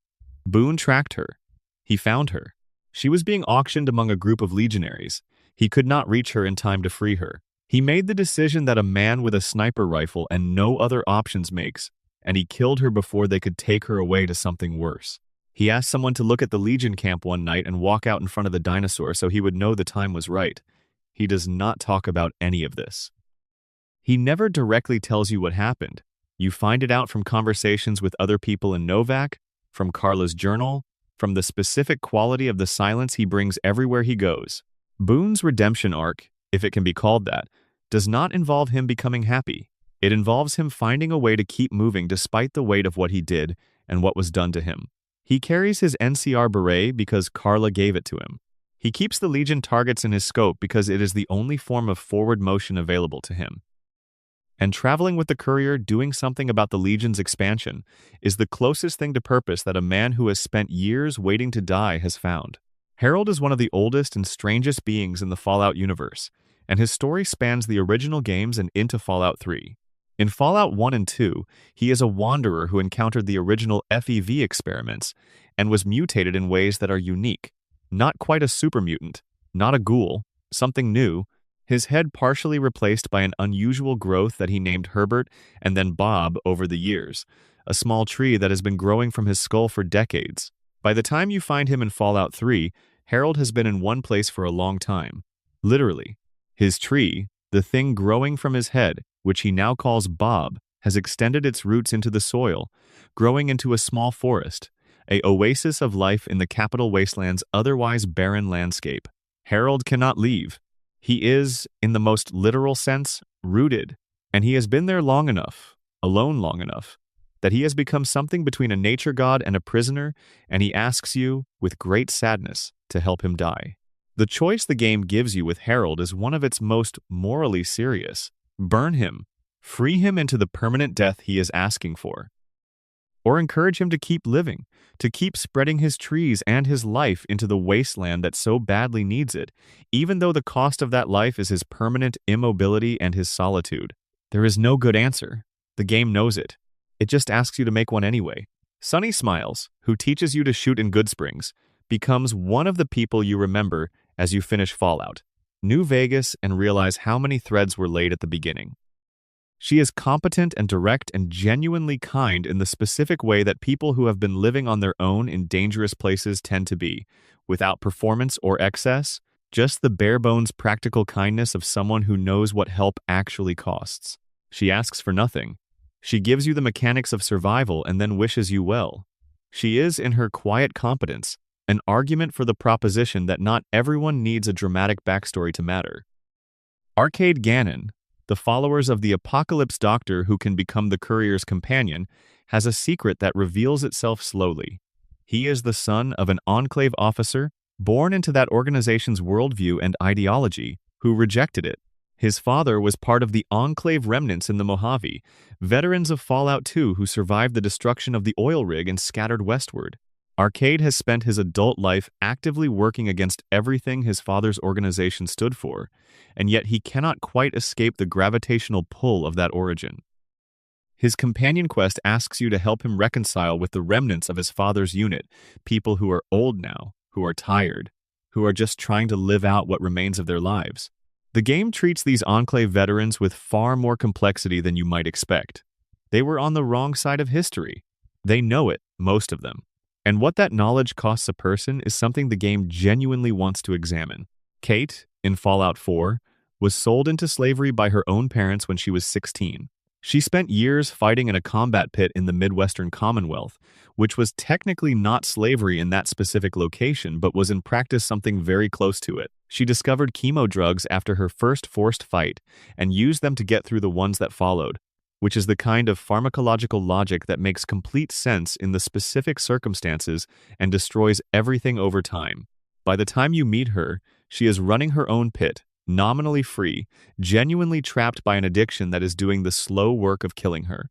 Her companion quest involves finding a vault that contained an experimental treatment program for addiction. Whether you take her there, whether she goes through the process, whether she chooses to engage with the possibility of actually surviving rather than just enduring, is one of the quieter emotional arcs in Fallout 4. A game that sometimes drowns its character work in settlement-building mechanics. Preston Garvey, the Minuteman leader, has been having the worst year of his life for what feels like multiple years. The Minutemen, the Commonwealth's attempt at a civilian militia and mutual aid network, have been collapsing around him for years by the time you meet him in Concord. He has watched the settlements he was supposed to protect fall one by one, watched the organization he believed in fragment under the weight of its own failures, and he is still there, still trying, still calling for help on a radio that no longer has anyone listening. He found the last survivors of the Quincy massacre in an upstairs room in Concord and has been guarding them with absolutely nothing. He is the embodiment of the thing the Fallout universe keeps returning to. The choice to keep going, not because it is working, but because stopping is not an option you can live with. Section 8. Cults, religions, and strange worlds within the world. Humans make meaning, even in ruins. Especially in ruins. The gods of the wasteland are as varied and strange as the people who invented them, and their stories reveal something essential about what we reach for when conventional explanations fail, and the world we knew has been replaced by something terrifying and vast. The children of Adam began, as so many great religious movements do, around something concrete and specific: a bomb. Not a metaphor for a bomb, not a symbolic bomb, an actual unexploded nuclear device sitting in the center of a crater in what used to be Maryland. The refugees who arrived at Megaton in the early post-war years found this device and built their settlement around it, and some of them began to regard it as sacred. Their theology developed organically, as theologies do. The bomb was not a weapon, but a messenger. The nuclear force it contained was not destructive, but creative. The energy that makes atoms and unmakes them, that splits and joins and changes everything it touches. Adam, the deity they constructed around this understanding, was the source of all creation and all dissolution. And the Great War was not a catastrophe, but a revelation, a divine event that stripped away the false world and revealed the true one. Confessor Cromwell, who appears in Fallout 3 standing in the irradiated water near Megaton's bomb, is the first major Children of Adam figure you encounter. He arrived in his early 20s, was welcomed by the town, and gradually became the community's spiritual center through a combination of genuine conviction and what the game's official guide describes as a remarkable talent for protecting and serving the people around him. When protection was what they needed, he is not a fraud. He genuinely believes what he preaches. Standing in radioactive water as a demonstration of faith is either insane or deeply spiritual, depending on your prior commitments, and the game is careful not to adjudicate that distinction for you. The Far Harbor branch of the Children of Adam is more complex and more dangerous. The group that settled in the Mount Desert Island region of Maine found themselves in territory that was heavily fogged with radioactive mist, cut off from most of the outside world, occupying an old naval facility they called the Nucleus. Their theological development in that isolation produced a more militant version of the faith, one oriented toward an event called the Great Divide, a final nuclear detonation that would end the current world and create a new one. They stockpile nuclear material. They conduct religious ceremonies in the most heavily irradiated parts of their facility. And they are in ongoing conflict with the fishing settlement of Far Harbor, whose fog condensers are removing the radioactive mist from the island, which the children regard as an act of sacrilege against Adam's gift. What makes Far Harbor's Children of Adam philosophically interesting, beyond the spectacle of their practices, is the genuine question buried in their conflict with Far Harbor. Who has the right to determine what an environment is? The fog is killing the people of Far Harbor slowly through radiation exposure. But the fog is also the defining feature of the island, its ecology, its character. The children did not create the fog. They found it and called it holy. Far Harbor did not create the fog either. They are trying to survive it. The player is asked to navigate this dispute without a clear moral compass pointing toward the obvious answer. The cult of the Mothman in Fallout 76 builds on the real-world West Virginia folklore of the Mothman that cryptid reported in the Point Pleasant area in the 1960s and constructs around it a pre-war religious movement that persisted into the post-apocalypse. The Mothman, in the Fallout 76 universe, is real, a genuine entity, possibly interdimensional, spotted before the Great War and associated with disaster and portent. The cult that formed around it did so in the way that cults do, around genuine anomalous experience that had no other framework available to explain it. Their texts are strange and their rituals are stranger, but their intuition that something unusual was happening in the Appalachian Hills before the war was not wrong. The followers of the apocalypse are less a religion than a philosophy with ritual, but they are worth placing in this section because their ideological commitment has the quality of faith. They believe in knowledge, in medicine, in the proposition that the most important thing you can do in a world that has been destroyed is ensure that the people still alive in it have access to the tools they need to care for themselves and each other. Their organization has its roots in the original Fallout games, where they operated out of the Boneyard in California, and by the time of Fallout, New Vegas, they have established themselves across much of the American Southwest. Their membership is ideologically committed in ways that have practical costs. They treat everyone, including people who might be enemies of the courier, because their medical ethics do not make exceptions for convenience. They publish information freely, making it available to anyone who wants it, because information that is hoarded is information that is wasted. The Great Khans occupy a different kind of cultural space, one that is explicitly tribal and explicitly connected to a specific pre-war identity that has been maintained and transformed over 2 centuries. The Khans began in the ruins of California as a raider gang, one of many that formed in the chaos immediately after the bombs fell. But unlike most raider gangs, which are purely opportunistic and internal, the Khans developed something like a culture, a set of shared practices, shared stories, shared identities that persisted across generations even as the gang was repeatedly destroyed and rebuilt. By New Vegas, they have been nearly eradicated multiple times, most recently in the NCR's massacre at Bitter Springs, a terrible mistake in which NCR troops opened fire on an entire Khans camp, including civilians and children, believing them to be enemy combatants. The survivors rebuilt in Red Rock Canyon. Papa Khan led them. Their identity is intact. But the weight of what they have lost, collectively, is enormous. And the question of what the Khans become in the Mojave's political reorganization is one of the game's most quietly meaningful. The White Glove Society at the Ultra Lux Casino in New Vegas have their own religion of sorts, though they would resent the characterization. Their aesthetic is formal, their manner is studied, their devotion to refinement and culture, and the specifically cultivated pleasure of the pre-war world is sincere and comprehensive. The rumor about the cannibalism is technically historical. There was a period in the White Gloves' past when their food supply ran out and they made decisions that cannot be undone. They have officially renounced these practices. Their current cuisine is exceptional. Whether this specific reassurance is sufficient comfort is, again, something the game leaves for you to decide. The Atom Cats, who appear in Fallout 4, are almost a parody of a religion but become something genuine if you spend enough time with them. They are a gang that has formed an intense, devoted relationship with power armor. Not power armor as military equipment, power armor as self-expression, as identity, as a kind of sacred form that encodes the wearer's character in metal and color and decoration. They customize their armor with care and personal attention, and they name their suits, and they argue passionately about the relative merits of different chassis configurations, with the intensity of religious scholars debating theological, fine points. What they have, in their scrapyard on the coast of the Commonwealth, is a community organized around an aesthetic commitment that is passionate and genuine, and takes nothing too seriously while meaning something deeply sincere. Section 9. Lost Technology and the Science That Ate Everything. The pre-war world of Fallout invented things that it could not control. This is not unique to the Fallout universe. But the specific things it invented, and the ways they escaped their original purposes, are worth understanding because they still shape every corner of the post-war world 2 centuries later. Vault-Tec Research Corporation began its work on what would become the forced evolutionary virus in 2055 under a government contract that tasked them with developing both immunizations against potential biological weapons and biological weapons of their own.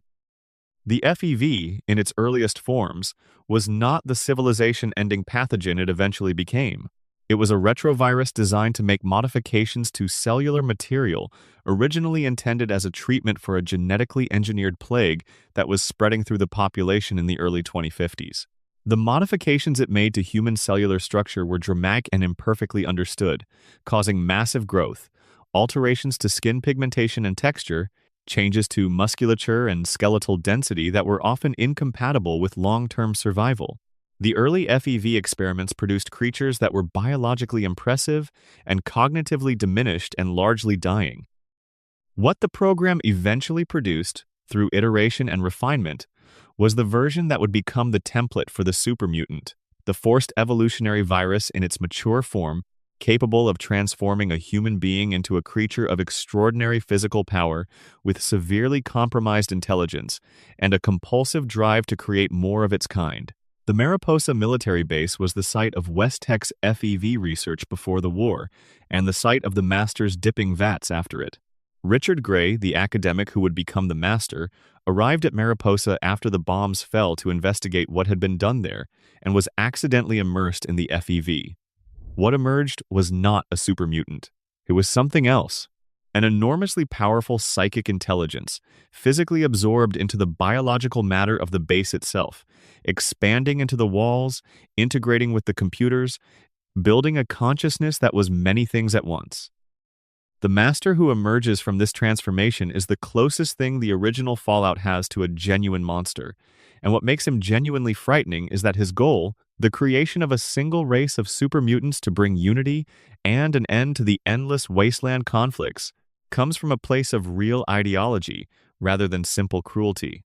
He is wrong in ways that can be demonstrated. Super mutants cannot reproduce, which makes his dream of a unified master race literally biologically impossible. And when you show him this fact in the endgame of Fallout 1, his psychic intelligence shatters. He kills himself when he understands what he has been building toward was always impossible. That ending is one of the oldest and still one of the most affecting in the franchise. Power armor requires its own meditation. The T-51B, developed by Vault-Tec for the Alaskan campaign, was the pinnacle of pre-war personal military technology. Its successor designs, the T-60, deployed heavily in the final years before the war, and the X-1 model developed by the Enclave after the war, represent an ongoing technological trajectory that continued even after civilization collapsed. Power armor in the Fallout universe is not simply equipment, it is a statement. The Brotherhood of Steel worships it. The Enclave hoards it. Regular wastelanders who encounter it feel a specific kind of awe that the games communicate through your character's reactions. There is something both inspiring and terrible about a machine that turns a human being into something that can walk through a gunfight and laugh. The Pip-Boy, Robco's signature product, became the universal interface device for Vault dwellers and, eventually, for anyone who could get their hands on one. Its chunky, mid-century design aesthetic makes it look like a child's toy compared to the combat technology around it, but its functionality, that combination of mapping and inventory management and radio and data storage, makes it the most useful single object in the wasteland. Every protagonist in the mainline Fallout games wears one. The design has not significantly changed since before the war, which speaks either to brilliant original engineering or to the specific conservatism of a post-apocalyptic supply chain that cannot produce improvements. The Nuka-Cola Corporation deserves special mention in any accounting of pre-war technology's afterlife. Nuka-Cola was the dominant soft drink manufacturer of the pre-war world, and its product was everywhere. The company manufactured its signature beverage in enormous quantities using nuclear-powered production facilities, and one of their flagship products, Nuka-Cola Quantum, contained a small amount of strontium 90 inches, its signature blue coloring, giving it a mild radioactive glow and making it technically illegal under federal food safety regulations that the company's lobbying had managed to prevent from being enforced. 2 centuries after the bombs fell, Nuka-Cola bottles are still found everywhere. The glass bottles survived the apocalypse better than most things. The caps became the dominant currency of much of the American wasteland, which is either a profound commentary on the persistence of brand recognition or simply a useful coincidence of metallurgy. Nuka World, the Fallout 4 DLC, takes place in the company's flagship theme park, an enormous complex that combined rides and attractions and food service and corporate self-promotion on a scale that only the pre-war world could have produced. The park closed briefly before the bombs fell for an upgrade that was never completed. Its automated systems and its now feral animatronic characters and its raider-controlled zones are a specific kind of commentary on what capitalism's most enthusiastic self-expression looks like 2 centuries after. Capitalism ended. The mascot characters, enormous humanoid robots in the shapes of the park's licensed characters, have developed interesting behavioral patterns in their long years of isolation. The roller coasters still work. The cotton candy machines do not. Robco's contribution to the post-war landscape through its automation products cannot be overstated.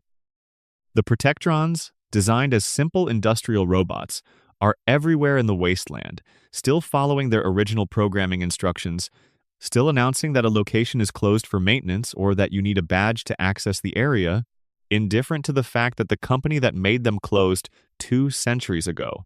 Mr.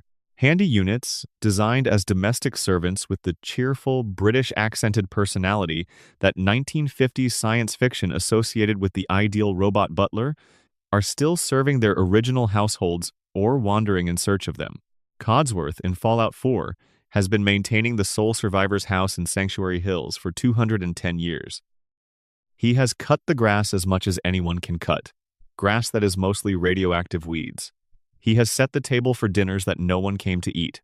He has maintained his personality and his cheerfulness through 2 centuries of solitude and radiation, and the absolute absence of anyone to actually serve, because he was built to help, and helping is what he knows how to do. His reunion with the sole survivor, after all that waiting, is one of Fallout 4's most genuine emotional beats.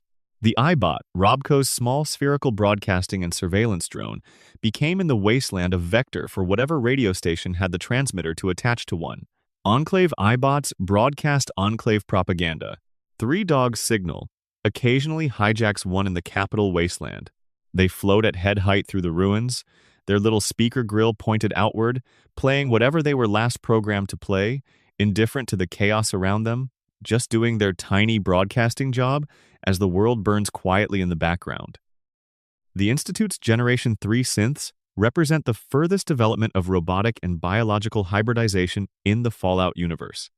They are, to all outward appearances, human beings. Their biology is largely organic. They eat, they age, they develop psychological states that are indistinguishable from emotions in their behavioral expression. Whether they are conscious, whether there is something it is like to be a Gen 3 synth, is the question that drives the entire ethical core of Fallout 4. The Institute insists they are very good imitations. The Railroad insists they are people. The evidence of your interactions with synths like Nick Valentine and Dima in Far Harbor suggests that whatever the correct philosophical category is, something is happening inside these created minds that deserves to be taken seriously. Section 10. The loneliest places in all the wasteland. There are locations in the Fallout universe that you reach by yourself, in silence, and where what you find changes something about how you understand the world you are moving through. These are not always the most dramatic locations. They are not always the sites of the biggest battles or the most important decisions. They are the places where the game's environmental storytelling works most precisely and most quietly, where the combination of visual detail and found documents and the specific quality of silence that a ruined place produces conspires to put something in your chest that lingers long after you have left. The location called the Slog in Fallout 4 is a ghoul-run farm in the middle of a tidal pool in the Commonwealth. It is where ghouls who were pushed out of Diamond City and everywhere else eventually ended up building something from whatever was available. They grow tarberries, a mutated fruit crop that requires the kind of wet, radioactive soil that most people avoid. They have made their farm productive. Their community, wise men running the operation with the specific pragmatic dignity that ghouls who have had time to process what they lost tend to develop, is functional and internally warm in ways that contrast with the cold wariness directed at them from most of the surface world. Visiting the Slog is not a dramatic experience. It is simply a beautiful, quiet thing. A community of people who were told they were not welcome anywhere and who built a home anyway, growing food in a pool that no one else wanted, tending it with the care of people who have decided that what they have is worth tending. The National Archives in the Capital Wasteland contains one of the more unexpected lore threads in Fallout 3. The Declaration of Independence is there, technically, or was. A man named Sydney has been hired to retrieve it by a robot named Button Gwinnett, a Protectron unit that was programmed to simulate the Continental Congress delegate of the same name and has been refusing to give the documents to anyone who cannot prove they are authorized government representatives for over 200 years. The National Archives as a location captures something about the particular absurdity of human institutional memory. A building full of robots still protecting documents whose civilization is gone, still performing their archival function with complete sincerity while the world outside has moved on without them. The Tranquility Lane sequence in Fallout 3, accessed through Vault 112, is one of the most genuinely unsettling locations in the series. Dr.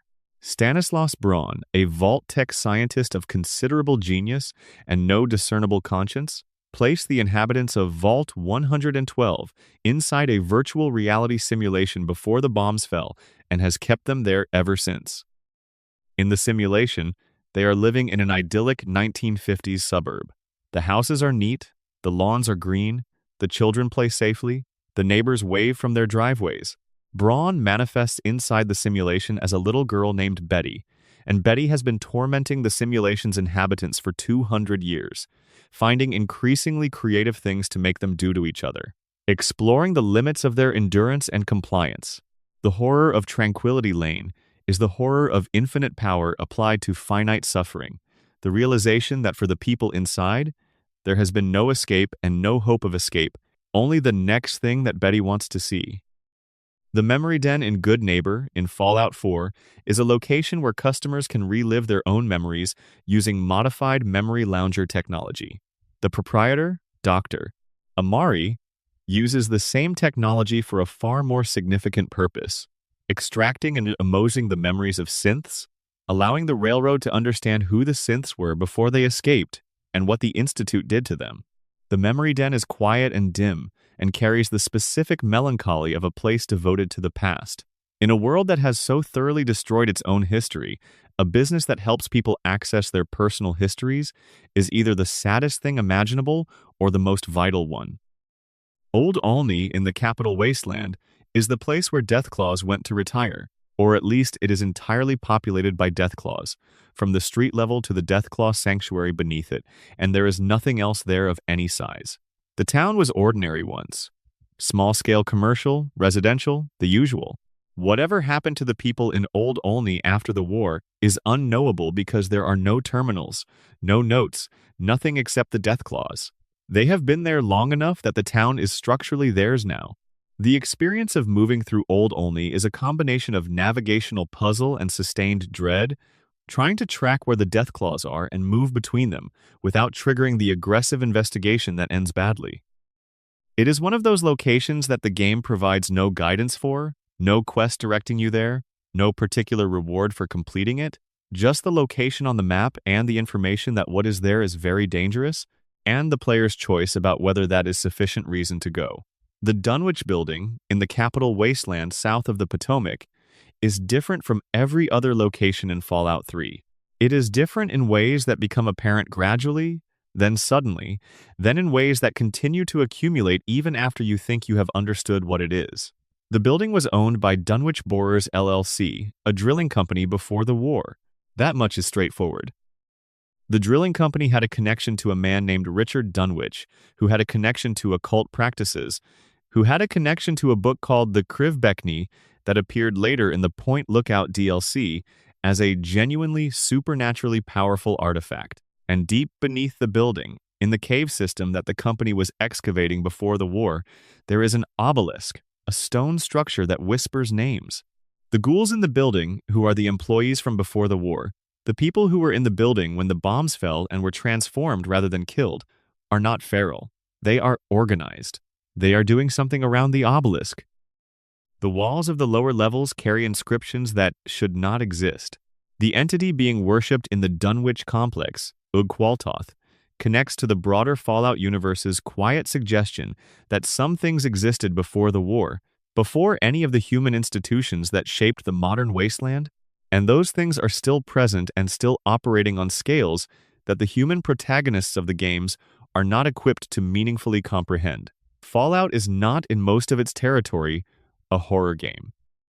But the Dunwich thread, running from Fallout 3 through to Fallout 4's Dunwich Borers Quarry location, is something genuinely frightening in the cosmic sense. The suggestion that beneath the political and ecological catastrophes that define the wasteland, there are stranger and older forces that have never been interrupted by anything as minor as the end of human civilization. The Museum of Witchcraft in Fallout 4 is a tourist attraction that became host to a Deathclaw nest. The exhibits inside, the wax figures and the spooky season decorations and the informational placards about Salem's history create a specific contrast with the biological horror that has moved into the space, using the museum's carefully designed atmosphere of managed fright as the setting for something that is actually frightening in the way the exhibits were only pretending to be. There is a holotape left by a soldier who was stationed there with a unit that was investigating reports of something in the museum. The tape tracks the unit's discovery of the Deathclaw and their subsequent fragmentation as the situation deteriorated. The soldier who left the tape found a Deathclaw egg under some debris. She named it because soldiers name things that are helpless and small.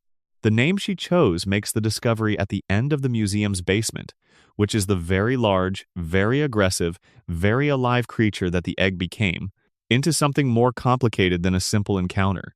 Section 11. Legends, myths, and the things that whisper. Every human culture develops stories about the things it cannot explain. The wasteland is no different. The mysterious stranger is the wasteland's most persistent legend, and no one knows what he is. He appears sometimes in the middle of a firefight, delivering a single decisive shot to an enemy that was otherwise winning, and then disappearing. He has been appearing throughout the Fallout universe for as long as anyone can remember. He is always wearing the same long coat. He is always carrying the same revolver. His identity and his purpose are never explained by the games, though the weapon he carries contains a note suggesting he has been at this work for a very long time. In Fallout New Vegas, there is a radio station playing a single theme music loop, the mysterious Stranger's Cue, which plays on no particular schedule in the Mojave and has no broadcaster anyone can identify. Some players have spent real hours trying to locate the source of the broadcast. There is no source. The music just plays.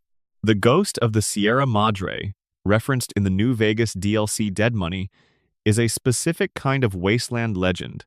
The story of a place so dangerous and so full of treasure that no one who has ever sought it out successfully has ever returned to confirm that it exists. The Sierra Madre Casino, a luxury resort that was sealed away in a cloud of toxic gas on the morning of the war and has been preserved by that same gas ever since, has become a story that obsesses certain people in the Mojave. The courier's encounter with it, through the holographic broadcast that pulls them there, is the game's meditation on obsession and what we are willing to sacrifice to reach the thing we have been told is worth everything. The treasures of the Sierra Madre are real. They are also, in most meaningful senses, not worth it. The game is honest about this in the specific way that good stories about obsession tend to be honest. It does not tell you the prize is not real. It just shows you what getting it costs. The legend of the Lone Wanderer began on the day Vault 101 opened, and one person walked into the capital wasteland and found it waiting for them. 3 dogs started naming them the Lone Wanderer on the radio, and the name traveled with the stories that spread from settlement to settlement in the years following the events of Fallout 3. The purification of the Potomac, the destruction of the Enclave's presence in the capital wasteland, the defeat of President Eden, the ultimate sacrifice at Jefferson Memorial. These events entered the oral history of the capital wasteland and became, in time, the kind of stories that people tell to children when they want to explain why things are better than they were, and to adults when they want to remember that one person with enough commitment and enough luck can change the trajectory of an entire region. Herobrine does not exist in the Fallout universe, but the wasteland has its equivalent. Stories about things that should not be there. Players of Fallout 3 have reported, over the years, encounters with figures in the Capitol building that were not part of any designed encounter, sounds in empty locations that had no source, behaviors from NPCs that suggested something other than normal AI routines. Some of this is emergent behavior from complex systems, some of it is glitches, and some of it, in the specific way that ghost stories survive long past the moment when they could be debunked, has become part of the Fallout mythos. The suggestion that the wasteland has things moving through it that are not on any faction roster and not accounted for by any lore entry. The Vault-Tec representative appears at the very beginning of Fallout 4, at the player character's front door, on the morning the bombs fall. He is selling vault spaces. He is cheerful and professional in doing his job, which is a grim and specific kind of irony given what the vaults actually are. By the time the sole survivor emerges from cryosleep 210 years later, the representative is still there, a feral ghoul in the ruins of Sanctuary Hills, wandering the street where he stood that morning, still wearing his Vault-Tec uniform, still identifiable by the ID badge on his jacket. The game does not make anything of this encounter. There is no quest, no dialogue, just the specific weight of recognizing the face, if you remember it, of the man who was at your door that morning, and understanding what 200 years without mercy or purpose looks like on a person.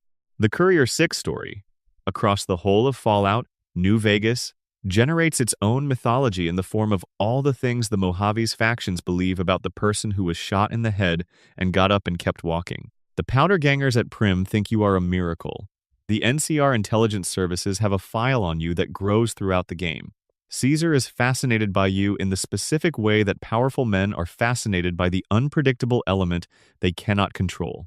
And the Mojave itself, the landscape, seems to respond to the Courier in the specific way that the great fictional landscapes of mythology respond to the hero, with tests and with gifts and with the steady accumulation of story. In the loneliest reaches of the Mojave, At night, there is a quality of stillness that the Fallout series renders with particular care. The stars are visible in the post-apocalyptic sky in ways they would not have been in the light-polluted pre-war world. The neon of the strip throws a glow against the horizon to the east. The desert wind moves through the Joshua trees and the juniper with the sound that desert wind always makes, which is the sound of something very old and not particularly interested in human concerns moving through a space that it considers its own. The settlements are islands of lamplight in that dark. The fires of the NCR camps and the Legion camps, and the camps of the travelers who belong to neither burn at their respective distances, small and specific and human in a landscape that is otherwise indifferent. The legends the wasteland tells about itself are the stories of those fires, the things that happened between them, the people who moved across the dark spaces between one light and another, and the things they carried, and what they found when they arrived. Section 12. What the Wasteland Teaches. The line that defines the Fallout universe, the one that opens every game and grounds the entire franchise, is this: war never changes. It is a deceptively simple statement. On its surface, it reads as cynicism, the assertion that humanity is fundamentally and permanently wedded to conflict, that no lesson from the past has ever produced anything but new configurations of the same old violence. And there is genuine darkness in that reading. The Fallout universe makes a strong case that the people who built its pre-war world did not learn anything from the last catastrophe before they created the next one. But the Wasteland suggests a different reading too. Not war never changes, but the underlying thing that produces war never changes, which is something more precise and more interesting. The hunger for resources. The willingness to treat people as means rather than ends. The institutional impulse to accumulate power and deny it to others. The specific human talent for constructing ideological justifications for behavior that would otherwise be recognizable as simply brutal. These things do not change, but people do, individually, in their responses to them. And the stories of the Fallout universe are almost entirely stories about individual people responding to these inherited catastrophes in ways that range from the admirable to the monstrous. The games, across their many iterations, are genuinely interested in the question of what you owe the people around you. Every major Fallout protagonist is given enormous power relative to the world they inhabit. The player character of New Vegas can decide the political future of the Mojave. The lone wanderer can determine whether the capital wasteland gets clean water. The sole survivor can destroy or preserve the Institute, and in each case the game does not tell you what the right answer is. It shows you the consequences of various choices and trusts you to weigh them. This is not moral relativism. The games make it clear that Caesar's slavery is bad, that the Institute's treatment of synths has real victims, that the Enclave's genocide was simply evil, but they also show you that the NCR's expansionism has human costs, that the Brotherhood of Steel's conservatism is genuinely destructive to people who could have been helped, that even the Railroad's noble mission involves violence and deception and the sacrifice of people who did not agree to be sacrificed. The Wasteland is not a place where the good guys are obviously good and the bad guys obviously bad. It is a place that asks you to look carefully at the thing being built in front of you and to decide what you are willing to participate in. The environmental storytelling of the Fallout games, the notes and the terminals and the skeletons arranged in their final positions, tells a specific kind of story that no narrative cutscene can replicate. It tells the story of people who were not protagonists, who were not, in the grand scheme of the Wasteland's political history, significant. Who lived their lives and had their arguments and loved their children and were afraid of the dark and kept diaries that no one was ever supposed to read, and then were erased by an event that did not care about any of what they were. A terminal entry in a vault describing someone's anxiety about the experimental protocol they are supposed to be running. A note in a kitchen from a parent telling their child where the spare food was hidden. 2 skeletons on a couch facing a television that hasn't worked in 2 centuries, having watched whatever was on when everything ended. These stories are why the Fallout universe has the emotional resonance it does. Not the power armor and the plasma rifles and the iconic monsters. The power of the franchise is in its insistence that the world it destroyed was full of people, that those people were not abstractions, and that the weight of their loss is something the player is asked to carry through every hour of every game. The Fallout universe will get you, eventually, through the quieter things. Not the explosions, but the flowers growing through the concrete. Not the death claws, but the way the Mojave sky looks at dusk. Not the war, but the radio, still playing, still broadcasting something human into a silence that stretches in every direction, as far as the eye can see and further. The world of Fallout is ruined. But ruin is not the last word. Under the ruin, life insists. People rebuild. They gather in the dark, and they make fires. And they tell each other what they know about what happened and what they hope for what comes next. They build settlements in craters and cities and stadiums and libraries and churches. They keep the radio on. They find each other across the broken landscape and they say, "Here, with what we have, we can make something." That is, in the end, what the wasteland teaches. Not that war never changes, but that people might. And somewhere out there, in the amber quiet of the post-nuclear American Southwest, Three Dog is still on the air, still playing the old songs, still fighting the good fight, still telling you that it can get better, still telling you to hang on. And on that note, we will let the wasteland settle into its particular quiet. If you made it this far, thank you. These stories took a long time to piece together, and there are still hundreds more in this universe waiting to be told. If you enjoyed this video, a like helps more than you might think, and subscribing means you will be there when the next one arrives. Drop a comment and let me know which story hit hardest for you, or which piece of the Fallout universe you want to hear more about.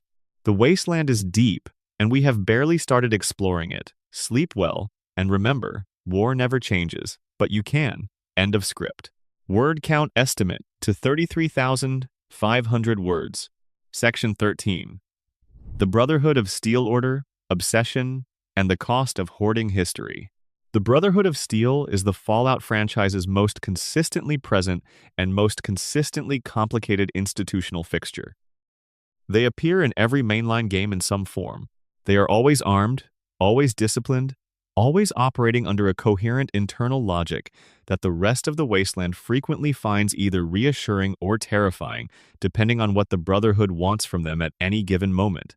And their story, told across 30 years of Fallout games, is the story of what happens when a genuinely admirable founding principle is implemented by human beings across multiple generations without the institutional flexibility to correct course. The founding moment is a refusal. In 2076, at the Mariposa military base in California, Captain Roger Maxson was commanding the detachment of soldiers assigned to guard Vault-Tec's FEV research program. Maxson was a career officer, a man who had spent his adult life inside the structures of military service and who understood, in the way that people inside institutions understand them, both their value and their capacity for failure. When he learned what was being done in the vats below the base, the non-consensual human experimentation, the torture disguised as research, the willingness to sacrifice individual lives in service of a program that had long since exceeded any defensible ethical boundary, his response was immediate and categorical.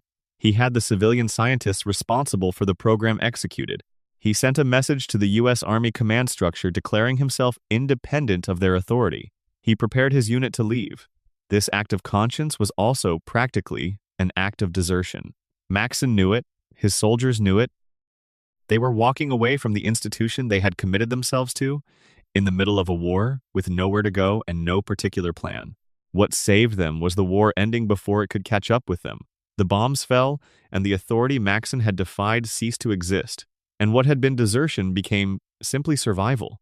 His unit marched across the California desert and eventually found the Lost Hills Fallout Shelter, a pre-war governmental facility that had been built to store sensitive technology. They occupied it. They established themselves. And from that base, over the following years, Roger Maxson built the Brotherhood of Steel. The Brotherhood's founding ideology was shaped by what Maxson had watched Vault-Tec do with the technology it had developed. The FEV, the power armor, the weapons systems. All of it had been used to cause damage at a scale that the people who built it had not fully reckoned with, or had reckoned with and decided was acceptable. Maxson concluded that the problem was not technology itself, but the indiscriminate distribution and use of technology by people who did not understand it or respect it. His answer was to gather technology, protect it, study it, and ensure that only people with the proper training and the proper institutional framework would ever have access to it. The Brotherhood would be the custodians of the pre-war world's technological legacy, preserving it from the chaos of the wasteland and ensuring that when civilization was eventually rebuilt, it would be rebuilt on a foundation of knowledge rather than on a foundation of ignorance and improvisation. This is a coherent philosophy. It is also, implemented strictly, a philosophy that hoards. The Brotherhood collected power armor from the wasteland and did not distribute it. They collected weapons and medical equipment and scientific instruments and computing technology and the same medical technology that could treat the sick communities they passed through, and they protected all of it inside their citadels and their bunkers and their flying fortresses. The people dying of treatable conditions in settlements along the Brotherhood's patrol routes died. The Brotherhood's internal justification was that technology in the hands of people who did not understand it caused more harm than it prevented, that the wastelanders they passed by were not equipped to use advanced medical equipment correctly, that distribution without proper training was irresponsible. This justification was not insincere. It was also self-serving and incomplete in ways that the Brotherhood's institutional culture made it almost impossible to perceive clearly. Elder Owen Lyons, who led the Capital Wasteland chapter from 2255 onward, represents the Brotherhood at its best and its most internally disruptive. He came to Washington, D.C. on a mission to collect technology and return it to the Western chapters. He found a region in catastrophic need, devastated by super mutants and the lingering damage of the Great War, and he made a choice that was not in his operational orders. He stayed. He used Brotherhood resources to fight the super mutant threat. He established working relationships with the civilian settlements in the area. He threw his chapter's support behind Project Purity and the effort to give the Capital Wasteland clean water. He did, in other words, exactly what the Brotherhood's ideology prevented them from doing. In most contexts, he chose people over principles. The outcasts who left his chapter and established their own operation did so from genuine ideological conviction. They believed Lyons was betraying the Brotherhood's mission, squandering resources that should have been devoted to technology preservation on a humanitarian project that was not the Brotherhood's responsibility. They were not wrong that Lyons was departing from Brotherhood doctrine. They were not right that this was a betrayal. The distinction the outcasts could not make was between the principle the Brotherhood existed to serve human civilization's long-term survival through the preservation of knowledge and the specific interpretation of that principle that the Brotherhood's institutional culture had calcified around. Lyons was, in some sense, more faithful to the Brotherhood's actual founding purpose than the people who accused him of betraying it. Sarah Lyons, his daughter, died in the assault on the Jefferson Memorial that activated Project Purity. She was one of the Capital Wasteland's most effective fighters and one of its most genuinely admirable people. Someone who had inherited her father's capacity for choosing the harder right over the easier wrong. Her death is handled in Fallout 3 with a minimalism that is somewhat unsatisfying dramatically, but that reflects something true about how combat deaths tend to happen. Quickly, without ceremony, leaving the survivors to absorb the loss in the middle of everything else that is still requiring their attention. By the time of Fallout 4, set in 2287, the Capital Wasteland chapter has been reconstituted under Arthur Maxson, a descendant of the Brotherhood's founder who rose to the position of elder at an age that would have been remarkable even in a world with functioning institutional pipelines.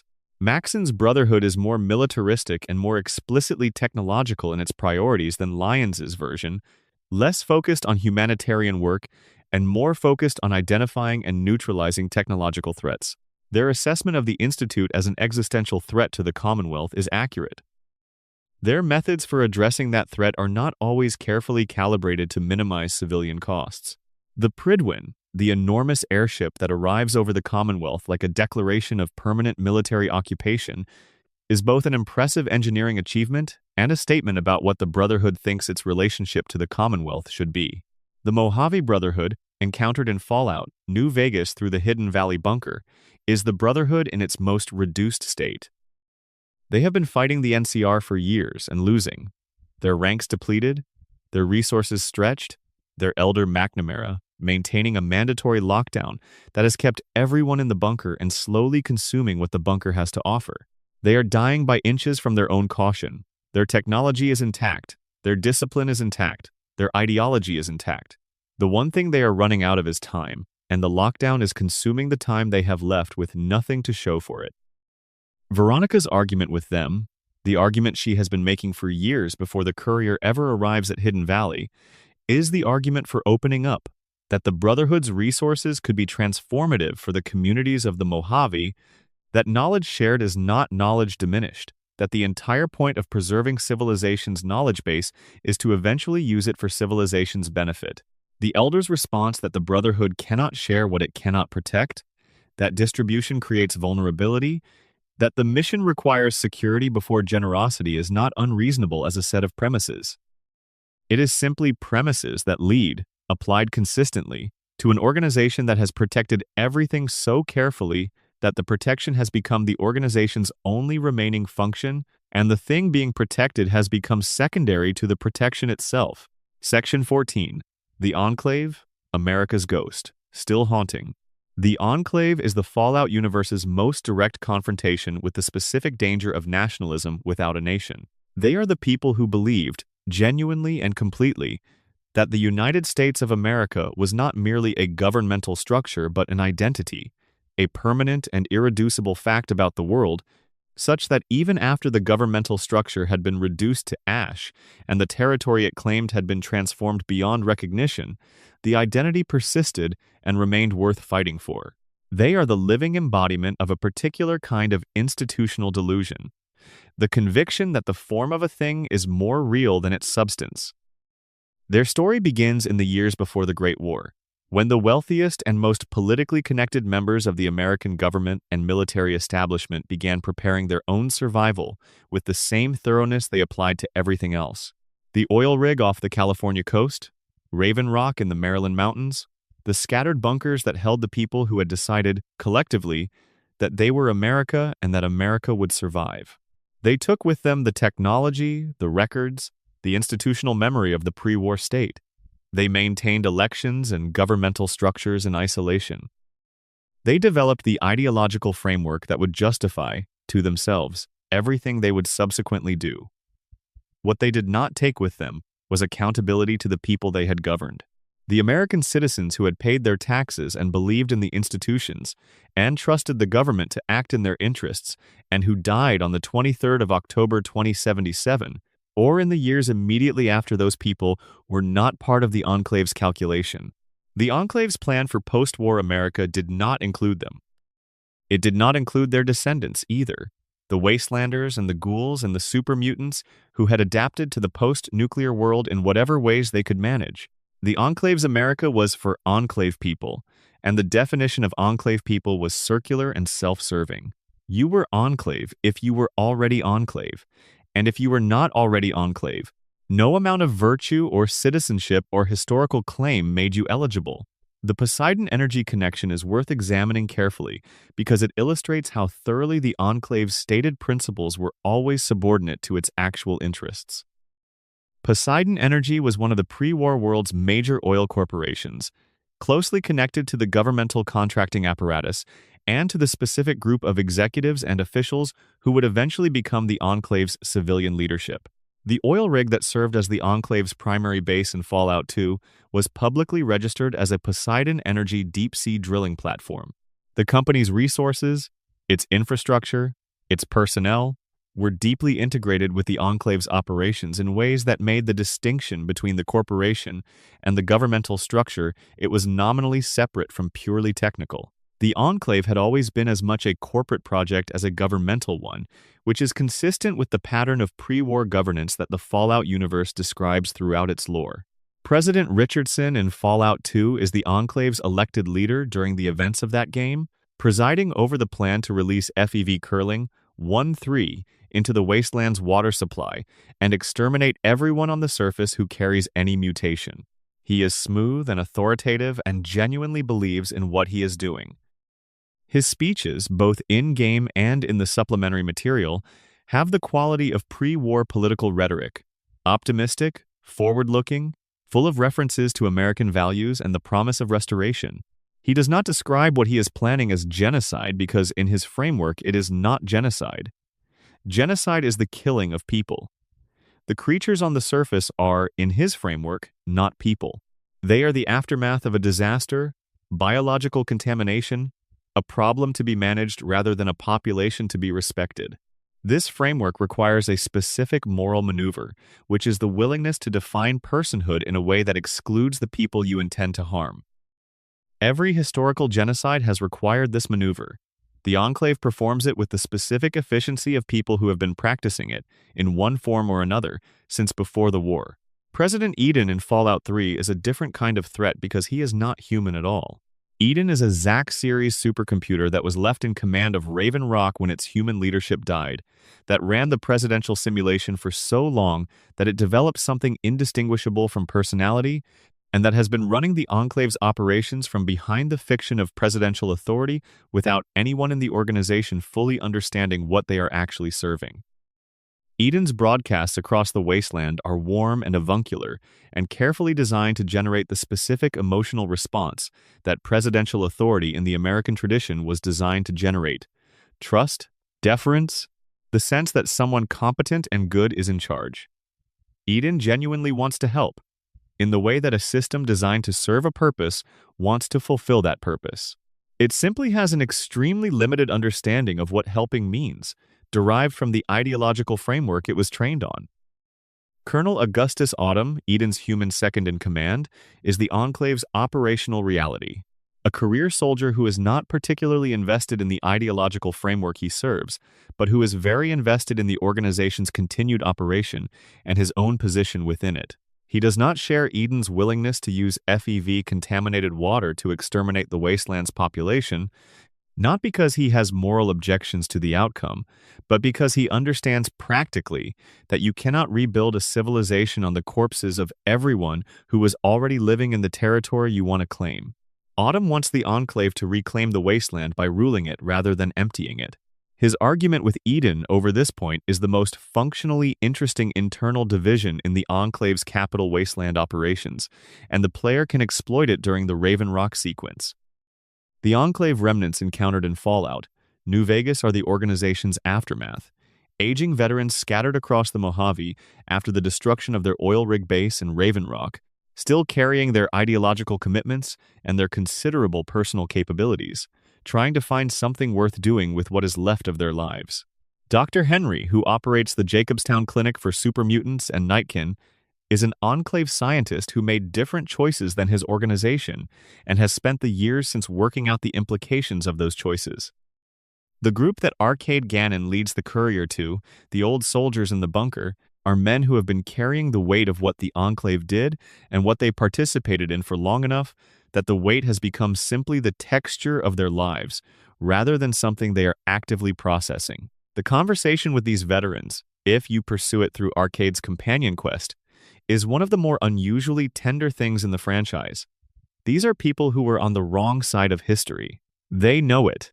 They are old now and tired and not looking for absolution, just for something to do with the years they have left.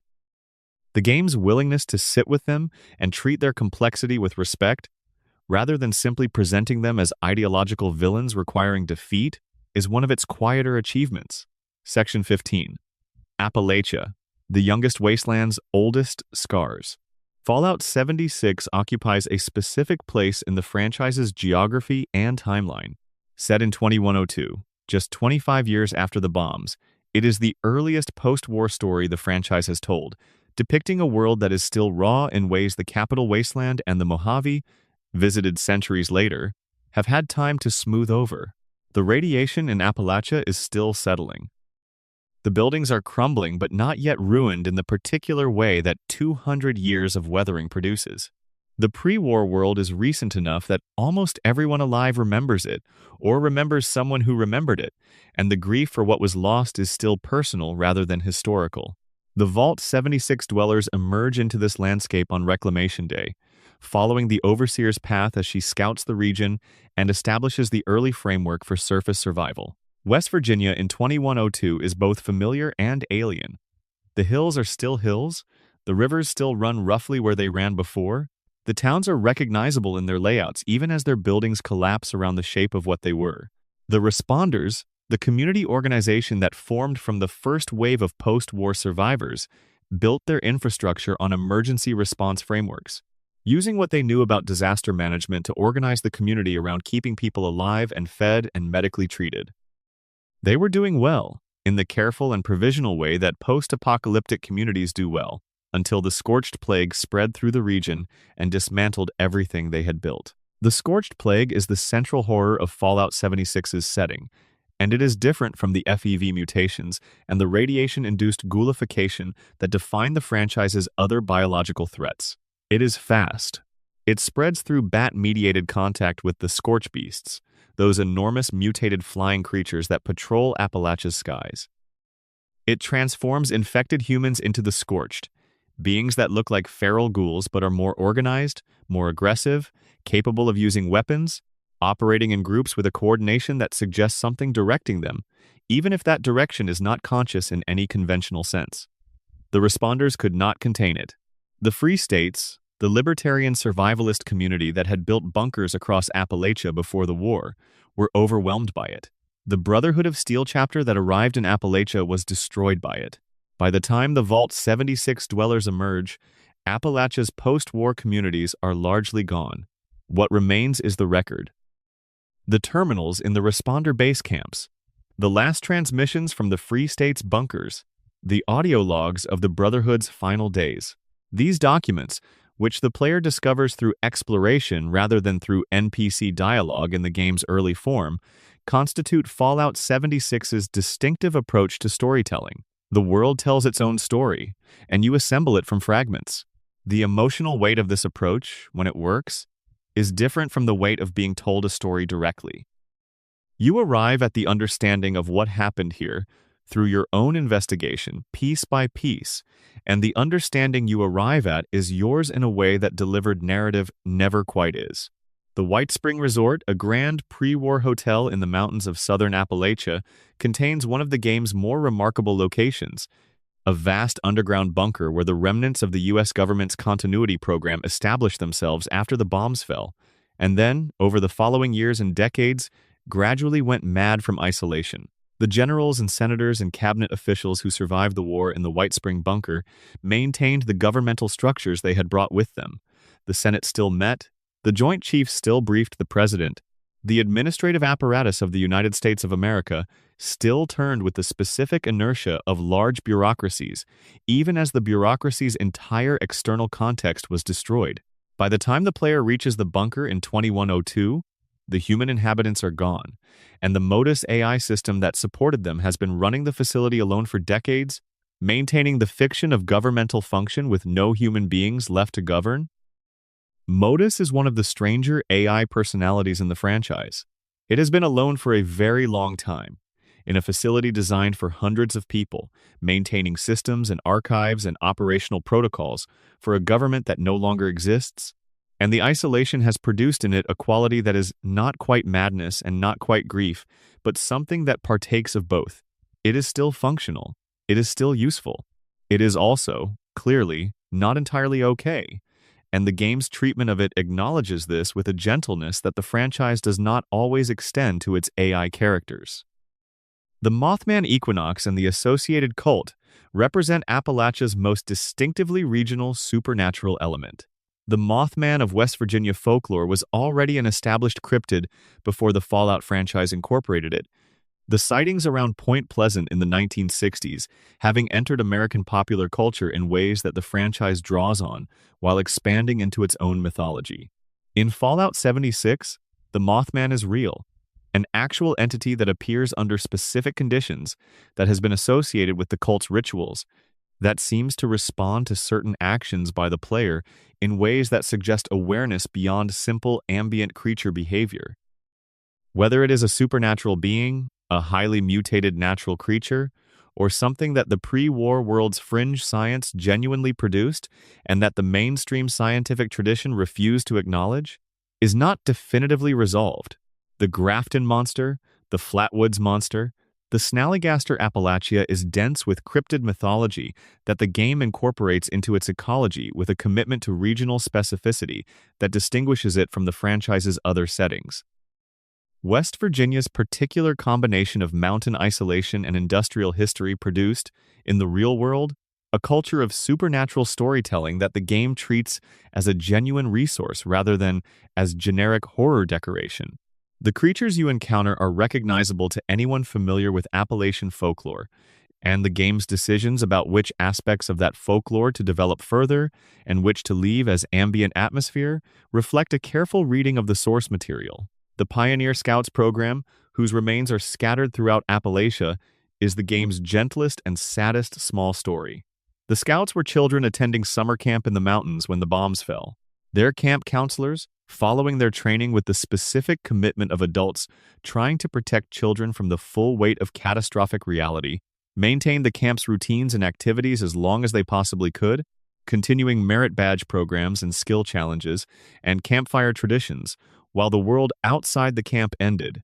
The automated badge dispensers and the robotic counselors still function in 2102. The badges can still be earned. The merits tracked in the system still register. The children those systems were built for have been gone for 25 years. Section 16. Lonesome Road. The Courier's Deepest Wound.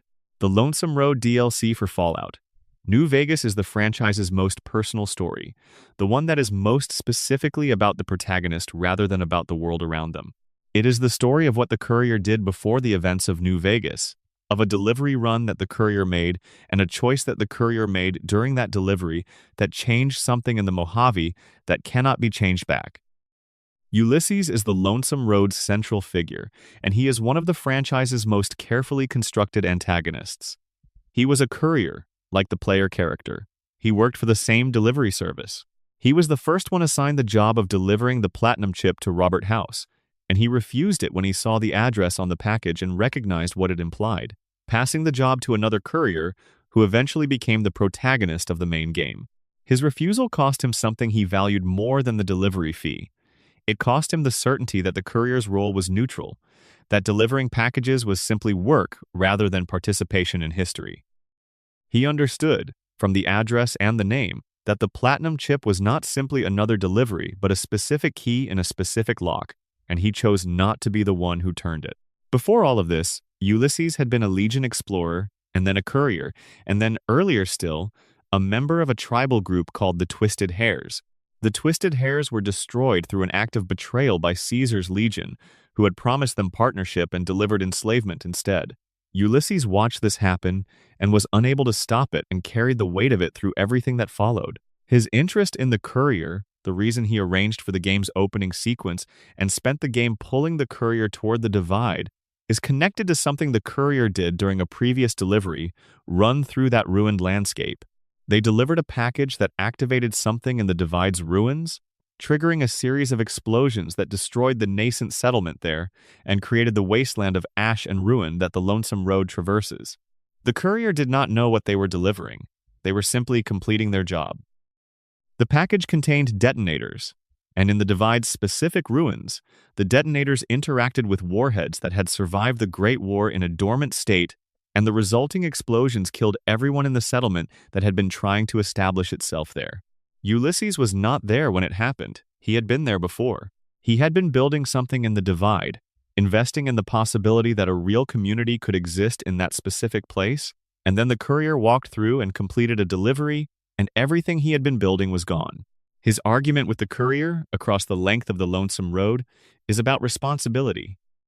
He wants the courier to understand what they did, not because understanding it undoes it, but because he believes that acting in the world without understanding the consequences of your actions is a form of violence. The courier is, in his view, a force of unintentional destruction, someone who moves through history triggering consequences they do not perceive and take no responsibility for. His response to this is to bring the courier to the divide, to make them walk through the ruin they created, to force the confrontation with what acting without understanding costs. The game's resolution of this conflict allows for a genuine conversation rather than a simple fight to the death. Ulysses can be persuaded. His argument, which has been building to a missile launch that would devastate either the NCR or the Legion, can be interrupted by addressing its underlying logic. Whether you do this depends on your engagement with his philosophy throughout the preceding hours of the DLC, and whether you find his logic persuasive enough to answer rather than simply oppose. The Lonesome Road is one of the franchise's most ambitious narrative experiments, a DLC that works as a coda to the game's larger story while also functioning as a standalone meditation on guilt and consequence and the specific problem of being responsible for harm you did not intend. Section 17. Dead Money. The Things We Cannot Let Go. Dead Money is the first Fallout New Vegas DLC released, and in many ways its most emotionally intense. It takes the courier away from the Mojave entirely, transporting them to the Sierra Madre, a pre-war luxury resort that was sealed inside a cloud of toxic gas on the morning of the war and has been preserved there ever since, its holographic servants still running, its casino still lit, its vault still holding the wealth that its owner, Frederick Sinclair, accumulated over a lifetime of success. Sinclair built the Sierra Madre as a gift for a woman named Vera Keyes, a singer and performer he loved. The hotel was his expression of that love. The most beautiful thing he could build, the most perfect venue he could create, the place where she would be most celebrated and most safe.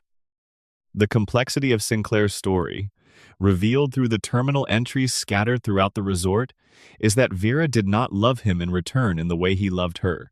She was working for a group that intended to rob him, a corporate espionage operation that used her access to Sinclair to gather information about the resort's security systems. Sinclair discovered the betrayal. He did not stop loving her. He redesigned the resort instead, turning its security systems into something that would protect her specifically, that would keep her at the Sierra Madre forever, that would ensure that she could never leave and never be harmed. This is either the most romantic thing in the Fallout universe or the most controlling, and it is both simultaneously, which is precisely the point. Sinclair's love for Vera was genuine. His response to the threat of losing her was to build a cage beautiful enough to pass for a paradise. The holograms of Vera that still populate the Sierra Madre, programmed with her likeness and her voice, giving performances to empty audiences, are the echo of what Sinclair built for a person who could not be there to receive it. He sealed himself in a survival pod when the bombs fell, intending to emerge into a world where Vera would be waiting, preserved by the resort's hermetically sealed environment. She did not survive the sealing. By the time anyone enters the Sierra Madre in the events of the DLC, it has been running its show for 200 years for no one. Dean Domino, one of the companions the courier assembles in the DLC, was Vera's accomplice in the original robbery scheme. He has been trapped in the Sierra Madre since before the bombs fell, kept alive by the gas cloud's peculiar effects on human biology, and by the cloud of collar explosives that enforce compliance with the resort's systems, wandering its halls for over 200 years in a state of sustained grievance.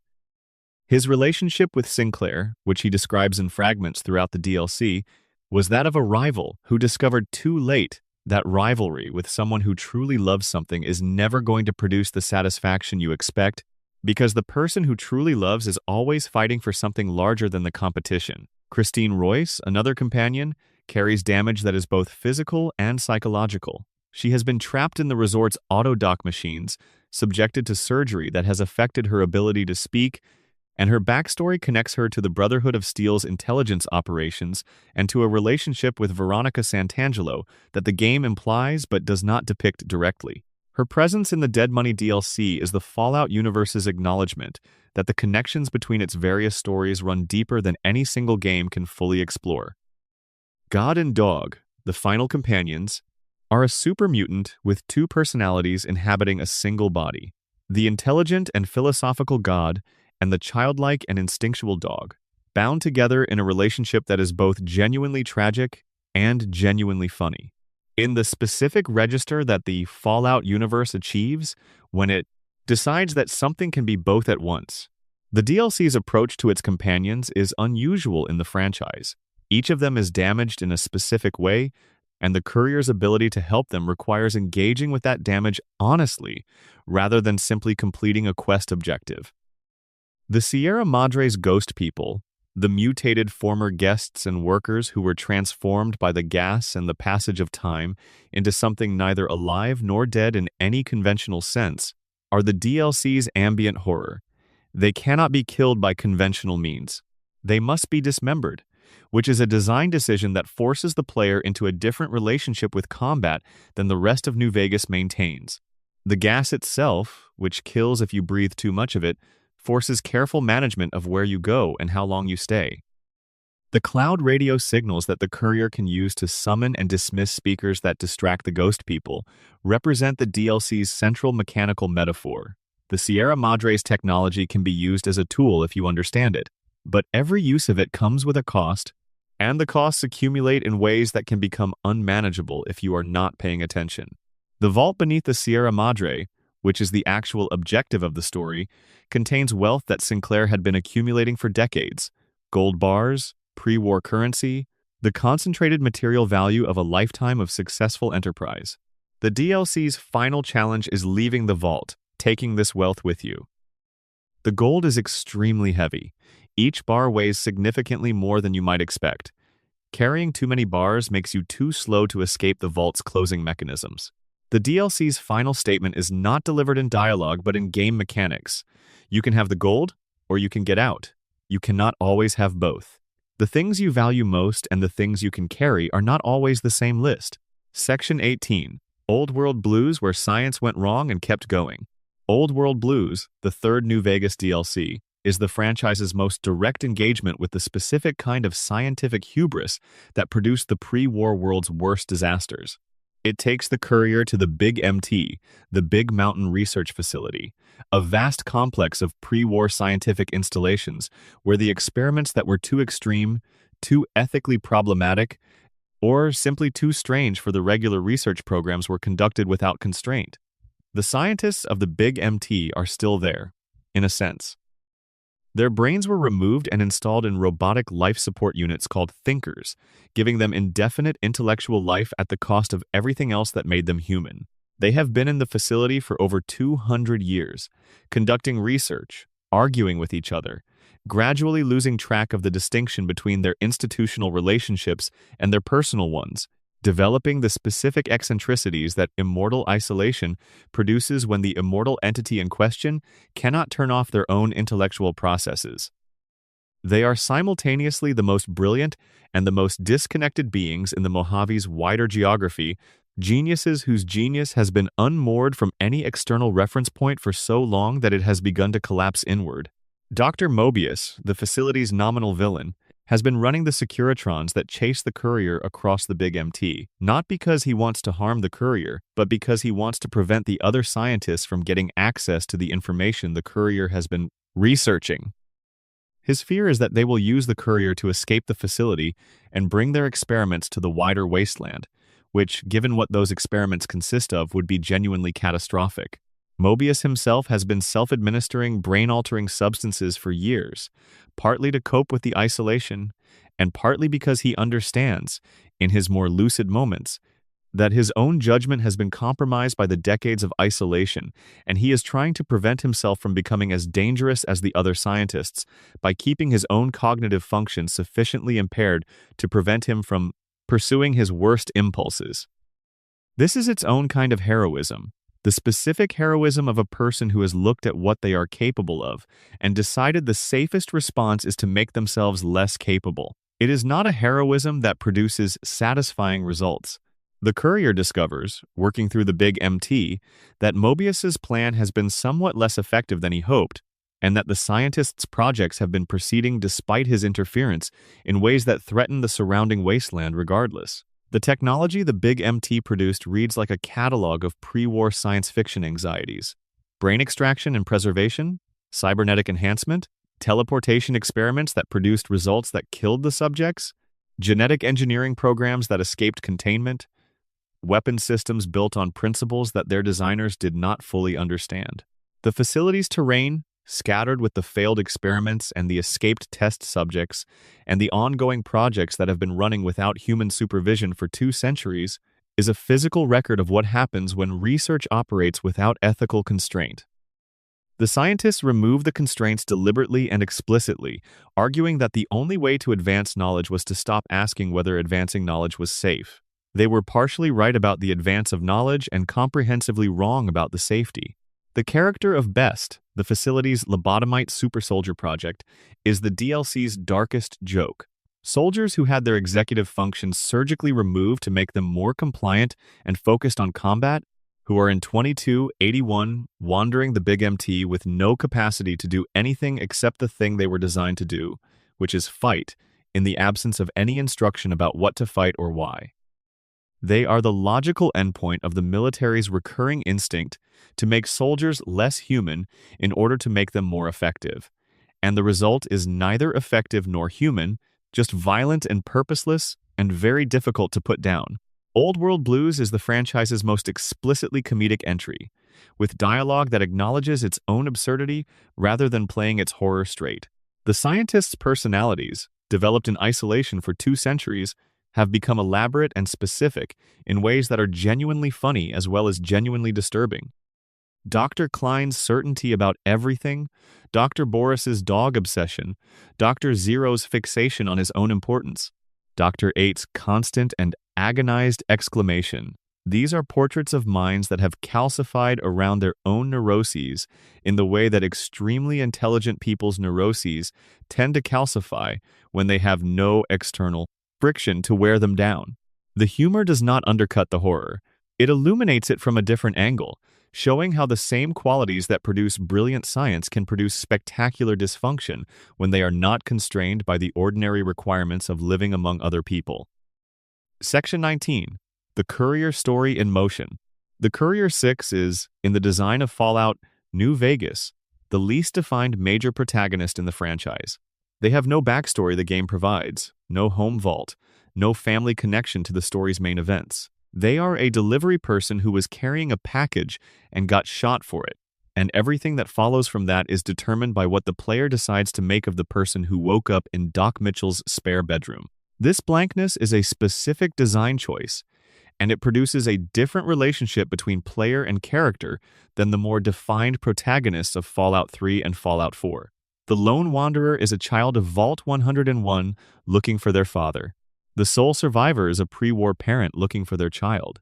These are strong narrative anchors that give the character emotional momentum before the player has made any decisions. The Courier has none of that. The Courier is whoever you decide they are in the first hour of the game, shaped by the choices you make in Goodsprings and on the road to Prim, and the Courier you arrive at the Strip with is entirely your creation in a way that feels genuinely personal. The consequence of this design is that the Mojave's political conflict becomes the Courier's story rather than the backdrop to a pre-existing personal story. There is no Sean to find. There is no James to look for. There is only the question of what to do with the platinum chip and what to do with all the people and places the journey to the Strip reveals. The Courier's motivations, whatever they are, belong to the player rather than to a script, and the decisions that determine the fate of the Mojave are genuinely the Courier's own decisions, rather than decisions taken in service of a predetermined emotional arc. The Courier's history before New Vegas is visible only in fragments and implications. The fact that they survived being shot in the head suggests a physiological resilience that is extraordinary even by wasteland standards. The implants available at the followers' medical facility suggest a history of upgrading themselves over time. The skills they can bring to any situation suggest years of varied experience across the wasteland. Ulysses' knowledge of the Courier's previous delivery through the Divide suggests a reputation in the Wasteland Courier network that preceded the game's events by years. The Courier who wakes up in Goodsprings is not a blank slate in any realistic sense. They are a person with a life history that the game has simply chosen not to define for you, trusting you to fill in the gaps in whatever way suits the character you are building. The 4 endings available to the Courier, and the hundreds of variations within those endings, represent the most comprehensive expression of the franchise's interest and consequence. Every significant decision the player makes over the course of the game contributes to the specific version of the ending that plays out, and the ending slides, narrated by Ron Perlman in the franchise's characteristic style, describe in specific detail what happened to every significant community and character the Courier interacted with. The Powder Gangers at Goodsprings, the Boomers at Nellis, the Great Khans at Red Rock Canyon, the Followers in Freeside, the White Glove Society. All of them have specific outcomes that depend on the specific choices made during their quests, and the aggregate of these outcomes is the Mojave that the Courier leaves behind.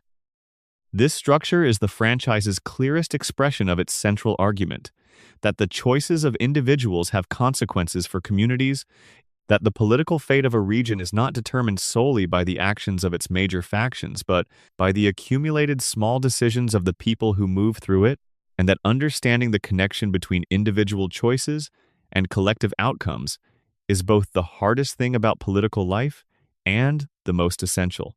The courier who helped the boomers and reconciled the great khans and kept the followers operating and dealt honestly with every community they encountered leaves a Mojave that is genuinely better than the one they found. Not perfect, not free of conflict, but measurably, specifically better in ways that the ending slides enumerate precisely. Section 20. The Weight of the World, Carried by Ordinary People. The Fallout franchise's most persistent and most important emotional note is not the grand political conflict. It is not the factions and their ideologies and their competing claims on the wasteland's future. It is the note struck by the ordinary person doing an ordinary thing in the middle of extraordinary circumstances, and what that person does and what it costs them, and what they manage to build from it anyway. The woman in Diamond City who posts flyers asking if anyone has seen her husband, who may have been replaced by a synth. The trader in the Mojave who has been running the same caravan route for 15 years and who knows every rock on the road between here and the next town and whose biggest current worry is the repair cost on the Brahmin feed. The doctor in the settlement who is out of antibiotics and has been out for 3 months and who is saving the last of what she has for the child she thinks is most likely to survive whatever is going around. The soldier at the NCR checkpoint, who joined up because the Republic seemed like the best available option for making the world slightly more livable, and who has now been standing at this checkpoint for 2 years and is beginning to have doubts about the judgment call. These people are not the story. They are what the story is about. The political conflicts and the technological disasters and the great institutional failures all matter because of what they do to these people, to the ordinary lives being lived in the ruins of the ordinary world, and the games understand this at a level that their design reflects in the way they fill their worlds. Every location in every Fallout game has notes on the walls, journals in the desk drawers, holotapes on the shelves, records of what was happening to the specific people who were in this specific place before the player arrived, and what happened to them, and what they were thinking about when the record ends. The record in the kitchen that says the sugar is in the blue tin above the refrigerator, and the extra caps are taped under the third drawer from the left, and be careful of the dog at the end of the road. He's been acting strange lately. The record that says I'm writing this because I need to write something and there's no one left to talk to and I've been alone in this shelter for 6 weeks and I think I'm okay, but I'm not entirely sure. The record that says today was a good day. We finished the wall on the east side and there's enough food stored for the winter, and the kids were playing in the courtyard this afternoon and it looked almost normal for about an hour. These records are what the wasteland keeps, not the history of the great factions, the private histories of the people who were trying to get through the day, and the game's commitment to filling the world with them, to making every location a place where someone's story ended and left evidence of its ending, is the reason the Fallout universe generates the emotional resonance it does. You are not just moving through a post-apocalyptic landscape. You are moving through the archives of people's lives, and every scrap of paper you pick up is a piece of someone's private history that survived the end of everything and is waiting to be found. This is what the wasteland is, finally, not a political map, not a battlefield. It is the world's largest archive of private grief and private joy and private determination, distributed across 200 years of ruin in holotapes and terminal entries and notes pinned to refrigerators and messages carved into walls. The people who made those records did not expect to be found. They were recording for themselves, or for someone specific, or simply because the act of recording gives shape to experience, and shape is what you reach for when everything else has become shapeless. Finding them 200 years later gives them something they could not have anticipated: an audience. Someone who arrived, picked up the holotape, and listened to the end. Someone who read the terminal entry all the way through. Someone who found the note in the kitchen and understood what it was trying to do, which was simply to leave something of the person behind, in a world that was doing its best to take everything. The wasteland remembers. Not perfectly, not completely, but enough. Enough to tell you that the people who were here were real, and that they mattered, and that the world they lost was worth something. Even if everything about the way it ended suggests that the people running it didn't fully believe that. That is what the quiet is keeping. And somewhere out there, in the amber of the afternoon, Three Dog is still on the air, still playing the old songs, still fighting the good fight, still telling you that it can get better if you keep going, if you keep choosing the harder right, if you keep picking up the things that the end of the world left behind and deciding they are worth carrying forward. War never changes, but people do. Some of them, enough of them, in the ways that count. The wasteland is still here, and so are you. That's the end of our journey through the wasteland tonight. 101 stories, some long and some short, some dark and some full of something almost like hope. If you made it all the way here, thank you. These scripts take genuine research and real time, and every person who watches to the end means something. If you enjoyed this, please leave a like. It helps more than you probably realize. Subscribe so you're there when the next one comes. Drop a comment with the story that hit hardest for you, or the part of the Fallout universe you want to explore next. And wherever you are tonight, whatever the hour, sleep well. The wasteland will still be there in the morning, patient as it always is, waiting to tell you the next thing it remembers. End of script. Section 21. The side roads, small stories, the wasteland almost forgot. The Fallout universe has always been built as much from its margins as from its center. Every main quest eventually ends, but the side roads go on indefinitely, and it is on those roads that some of the franchise's most resonant storytelling quietly happens, far from the attention of the factions and their grand designs. The story of the alien blaster in Fallout 3 is told through a single crash site in the capital wasteland. No quest attached, no NPC to explain it, just a downed extraterrestrial craft and a terminal entry from a government researcher who arrived at the site before the bombs fell, filed a report, and was then absorbed into whatever classified operation the government ran in response to what had landed in the hills of Maryland. The report is calm and professional and completely extraordinary. And then the bombs fell, and the researcher's fate became indistinguishable from everyone else's. The alien is still there, dead in the wreckage.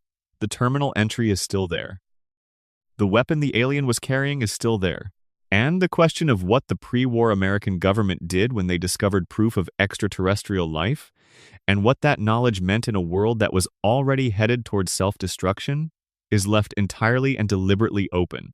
The Mothership Zeta DLC for Fallout 3 expands this thread in ways that are tonally unusual for the franchise. Lighter, more adventure serial in its pacing, with a cast of historical abductees who have been kept in stasis aboard the alien ship for centuries and who wake up disoriented and determined. Samurai, American Civil War soldiers, a child from the early 20th century, a pre-war astronaut, and a Japanese man from the 1600s who speaks no English and must communicate entirely through gesture and tone. Their cooperation in the face of mutual incomprehension is one of Fallout 3's most purely optimistic stories. People from wildly different contexts finding enough common ground to act together because the situation requires it, and because humans, given sufficient, immediate shared purpose, turn out to be more flexible about their mutual differences than their ordinary circumstances allow them to be. The Republic of Dave, in the far northeastern capital wasteland, is the franchise's most committed satirical miniature. Dave founded the Republic of Dave. He named it after himself. He runs its elections with complete procedural seriousness, including a ballot box and candidate speeches and a counting process, while ensuring through the structure of the electoral system that he wins every time. His wives are technically voters. His children are voters. The one non-family member in the Republic votes against Dave every election as a matter of principle, which Dave tolerates because Dave believes in democracy. The specific flavor of self-satisfied authority that Dave embodies the man who built an institution primarily to demonstrate his own centrality to it is something the game observes with a dry precision that never becomes mean-spirited. Dave is not a villain. He is a portrait of a type, rendered at miniature scale, which makes the type easier to see clearly. The town of Novak, where Boone watches his road and the Dinky the T-Rex Motel landmark serves as a landmark and a sniper position simultaneously, has its own quieter stories running alongside Boone's. Jeannie Mae Crawford, who runs the motel, has a secret that the player eventually discovers during Boone's companion quest, a secret that transforms a seemingly ordinary settlement manager into a figure of genuine moral weight.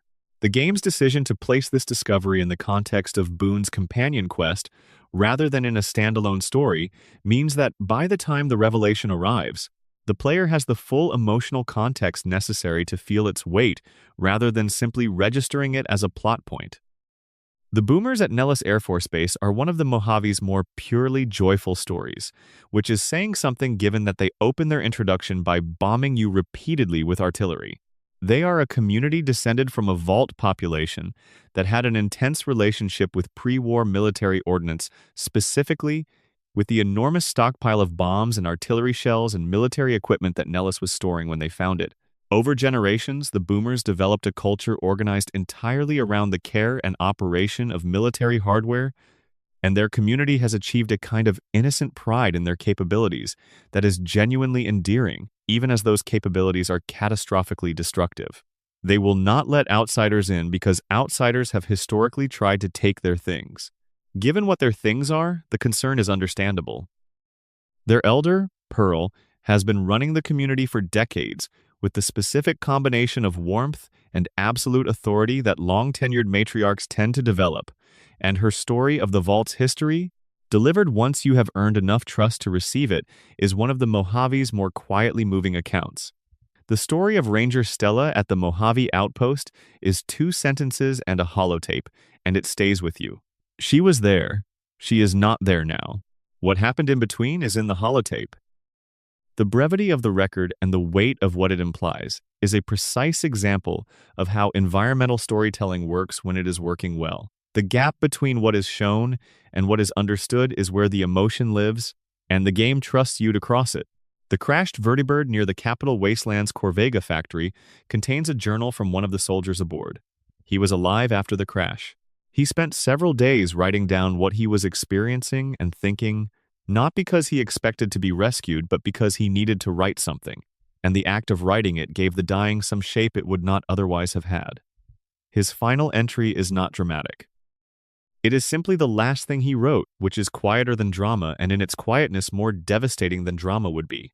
The notes pinned to the board at the Bison Steve Hotel in Prim, the operational communications of the powder gangers who had recently taken over the town, are a masterpiece of organizational incompetence rendered through authentic bureaucratic voice. The powder gangers have their hierarchy. They have their assigned duties. They have their operational protocols. They also have severe difficulty getting anyone to actually perform the assigned duties, as evidenced by the increasingly frustrated tone of the notes from whoever was responsible for coordinating operations. This is not the glamorous criminal enterprise of popular imagination. It is a management problem that happens to involve people with pipe bombs. The fallen Caesar note, found on a dead Legion soldier somewhere in the Mojave, reads, "Mars watches over you." It is not a private document. It was produced and distributed as motivational material. Someone decided that what the legionaries needed was the reminder that the god of war was watching. The note has been on this body long enough that the body is skeletal, and the note is brittle, and the god of war, if he was watching, watched the person who carried this note through whatever final encounter brought them here, and did not intervene, which is how it tends to go with gods of war. Section 22. 30 years of stories, the franchise's enduring power. The first Fallout game was released in 1997. The franchise is now approaching its 4th decade. In that time, it has told stories about 5 distinct regions of the post-nuclear United States, with casts of hundreds of characters, across dozens of hours of main quest content and hundreds of hours of optional exploration. It has been made by multiple studios with different approaches and different emphases, and it has survived the transitions between them, with its core identity largely intact. What is that identity? At its center, Fallout is a franchise about the gap between what institutions say they are for and what they actually do. Every major institution in the Fallout universe, the government, the corporations, Vault-Tec, the Brotherhood of Steel, the Enclave, the Institute performs a public commitment to human welfare, while operating in ways that contradict that commitment at every significant decision point. The Vaults were supposed to save people. They were used to experiment on them. The U.S. Army was supposed to defend the country. It destroyed the country by half. The Institute is supposed to be advancing human knowledge. It is abducting and replacing the humans it nominally exists to serve. The franchise does not present this institutional gap as exceptional or surprising. It presents it as the normal operating condition of powerful institutions, as the thing that happens when organizations large enough to have interests separate from their stated purposes develop those interests and act on them. The pre-war world of Fallout is not a cartoon dystopia. It is recognizable. The advertising is familiar. The political rhetoric is familiar. The way that the people running things justify to themselves the gap between their stated values and their actual behavior through appeals to necessity, through the redefinition of who counts as a person whose interests matter, through the institutional culture that makes dissent difficult and compliance easy, all of it is familiar, because all of it is the thing that powerful institutions do in every world, including ours. The games ask you to think about this, not by delivering lectures, by giving you specific instances, at human scale, of what the institutional failures cost. The family in Vault 12, who trusted the door to seal and found it didn't. The children in Vault 75 who were told they were being protected and found out what protection meant in that specific context. The wastelanders kidnapped by the Institute for FEV experiments. The Commonwealth Provisional Government representatives killed by an Institute synth. These are not statistics. They are people, with names and voices in some cases, with specific circumstances and specific last moments. And the games insist that you encounter them directly, rather than at the abstracting distance that makes institutional harm easy to tolerate. The franchise's greatest technical achievement, across its various games, is the creation of worlds dense enough to sustain this level of specificity. Every location has a story. Every location's story connects to the larger stories around it in ways that reward attention without requiring it. You can play through Fallout, New Vegas as a straightforward power fantasy, and arrive at one of the endings and feel satisfied.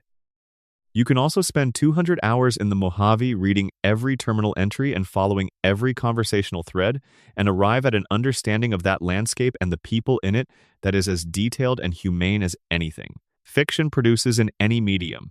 The game contains both possibilities simultaneously and does not insist that one is more legitimate than the other. This is the franchise's gift. The depth is there if you want it.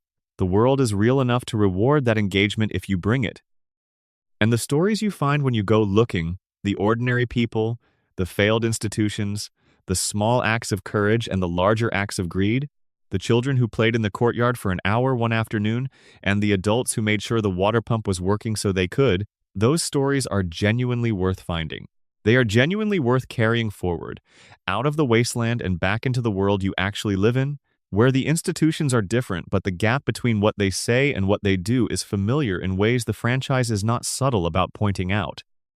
The quiet of the wasteland is the quiet of a world waiting to see what you will make of what you have been given. The radio is still playing, the terminals are still waiting to be read. The records of the people who were here before are still preserved in the amber of 2 centuries of abandonment, patient and complete and ready to tell you everything, if you are willing to listen. Somewhere in the capital wasteland, Three Dog is on the air. Somewhere in the Mojave, the stars are out and the fires are lit. Somewhere in the Commonwealth, someone is building something in the ruins of the old world, something small and imperfect and worth protecting. And the wasteland, as it always has, is watching, waiting, quietly certain that the stories are not finished yet. End of script. Total runtime approximately 2 hours and 30 minutes at standard narration pace. Section 23. The stories that follow you home. There is something that happens when you spend a long time in the Fallout universe, whether across a single extended session or across years of returning to different games. The world gets into you. Not because it is pleasant, it is not. Not reliably, not in the way that pleasant things get into you, but because it is honest in a way that is increasingly rare in entertainment, designed to make you feel good. The honesty of the Fallout universe is the honesty of a world that has already done the worst thing it could do to itself and survived it and kept going. It does not protect you from what that looks like. It does not soften the record of what happened in the vaults, or what happened to the people who trusted the government, or what happened to the communities that were in the path of forces larger than any community can withstand. It shows you, specifically and with detail, what the world looked like when all of the institutions designed to protect people from the worst outcomes failed simultaneously, and what the people who had been failed did with what was left. What they did In most cases, was keep going. Build something from the available materials. Find each other in the dark. Make the water pump work again.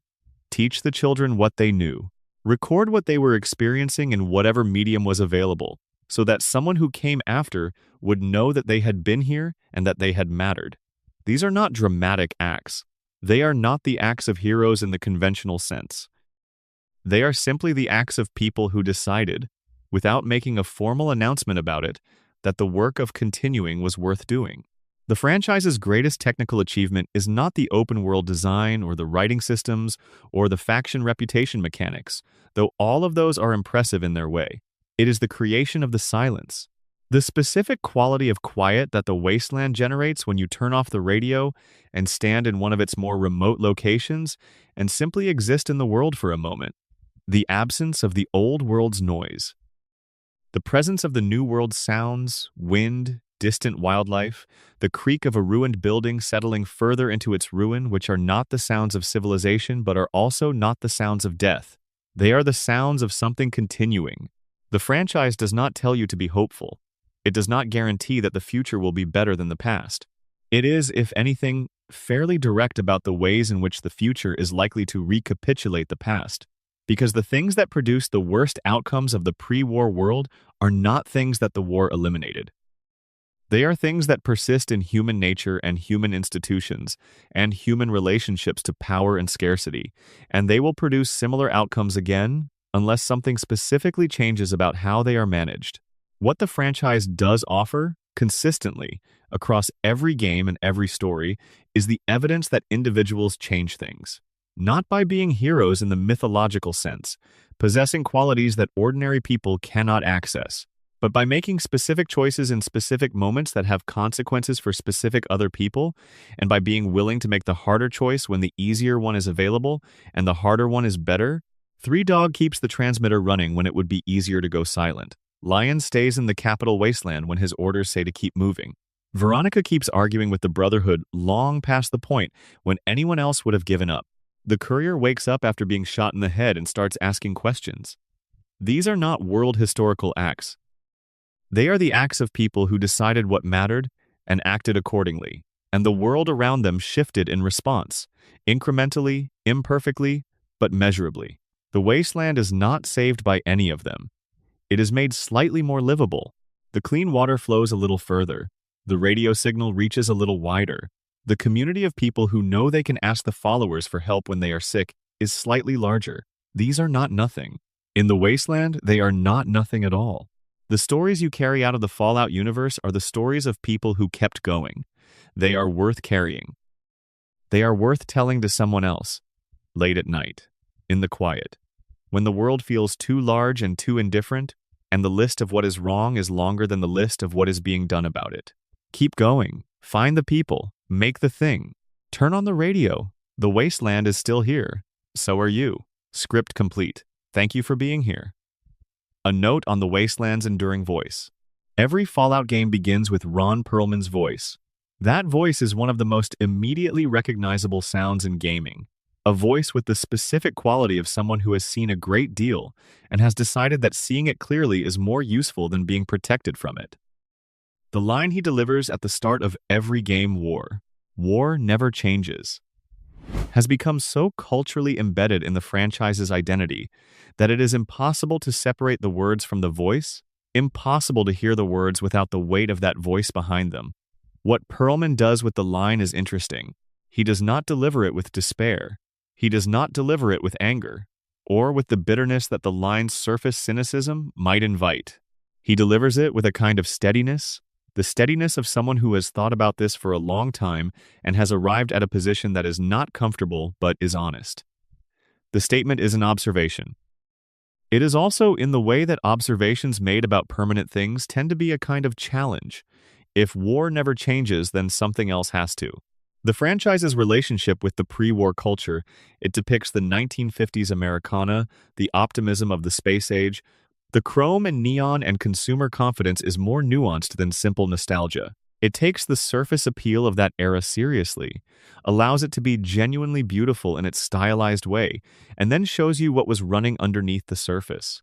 The advertisements promising security and the vaults designed as prisons. The radio playing bright pop songs while the government conducted inhumane experiments. The cheerful corporate mascots and the weapons programs. The Fallout universe does not say the pre-war world was all bad. It says the pre-war world was all human, which includes the beauty and the ugliness in the same package, the same way all human things come. The wasteland that remains after the Great War is the truth of the pre-war world. All the consequences of all the choices made in those gleaming mid-century corridors finally visible, finally undeniable, finally impossible to manage with advertising and institutional reassurance. The Fallout universe respects the people who lived in that world enough to tell the truth about what they built and what it became, and it respects the people who survived the consequences enough to show them as more than victims, as builders, as stubborn and creative and occasionally wise, as people who looked at the end of everything and decided that even at the end of everything there was still something worth doing next. The radio plays on. The terminal entries wait to be read. The wasteland is quiet in the specific way it is always quiet. Patient and vast and full of the record of what people were. Go find it. It is worth finding.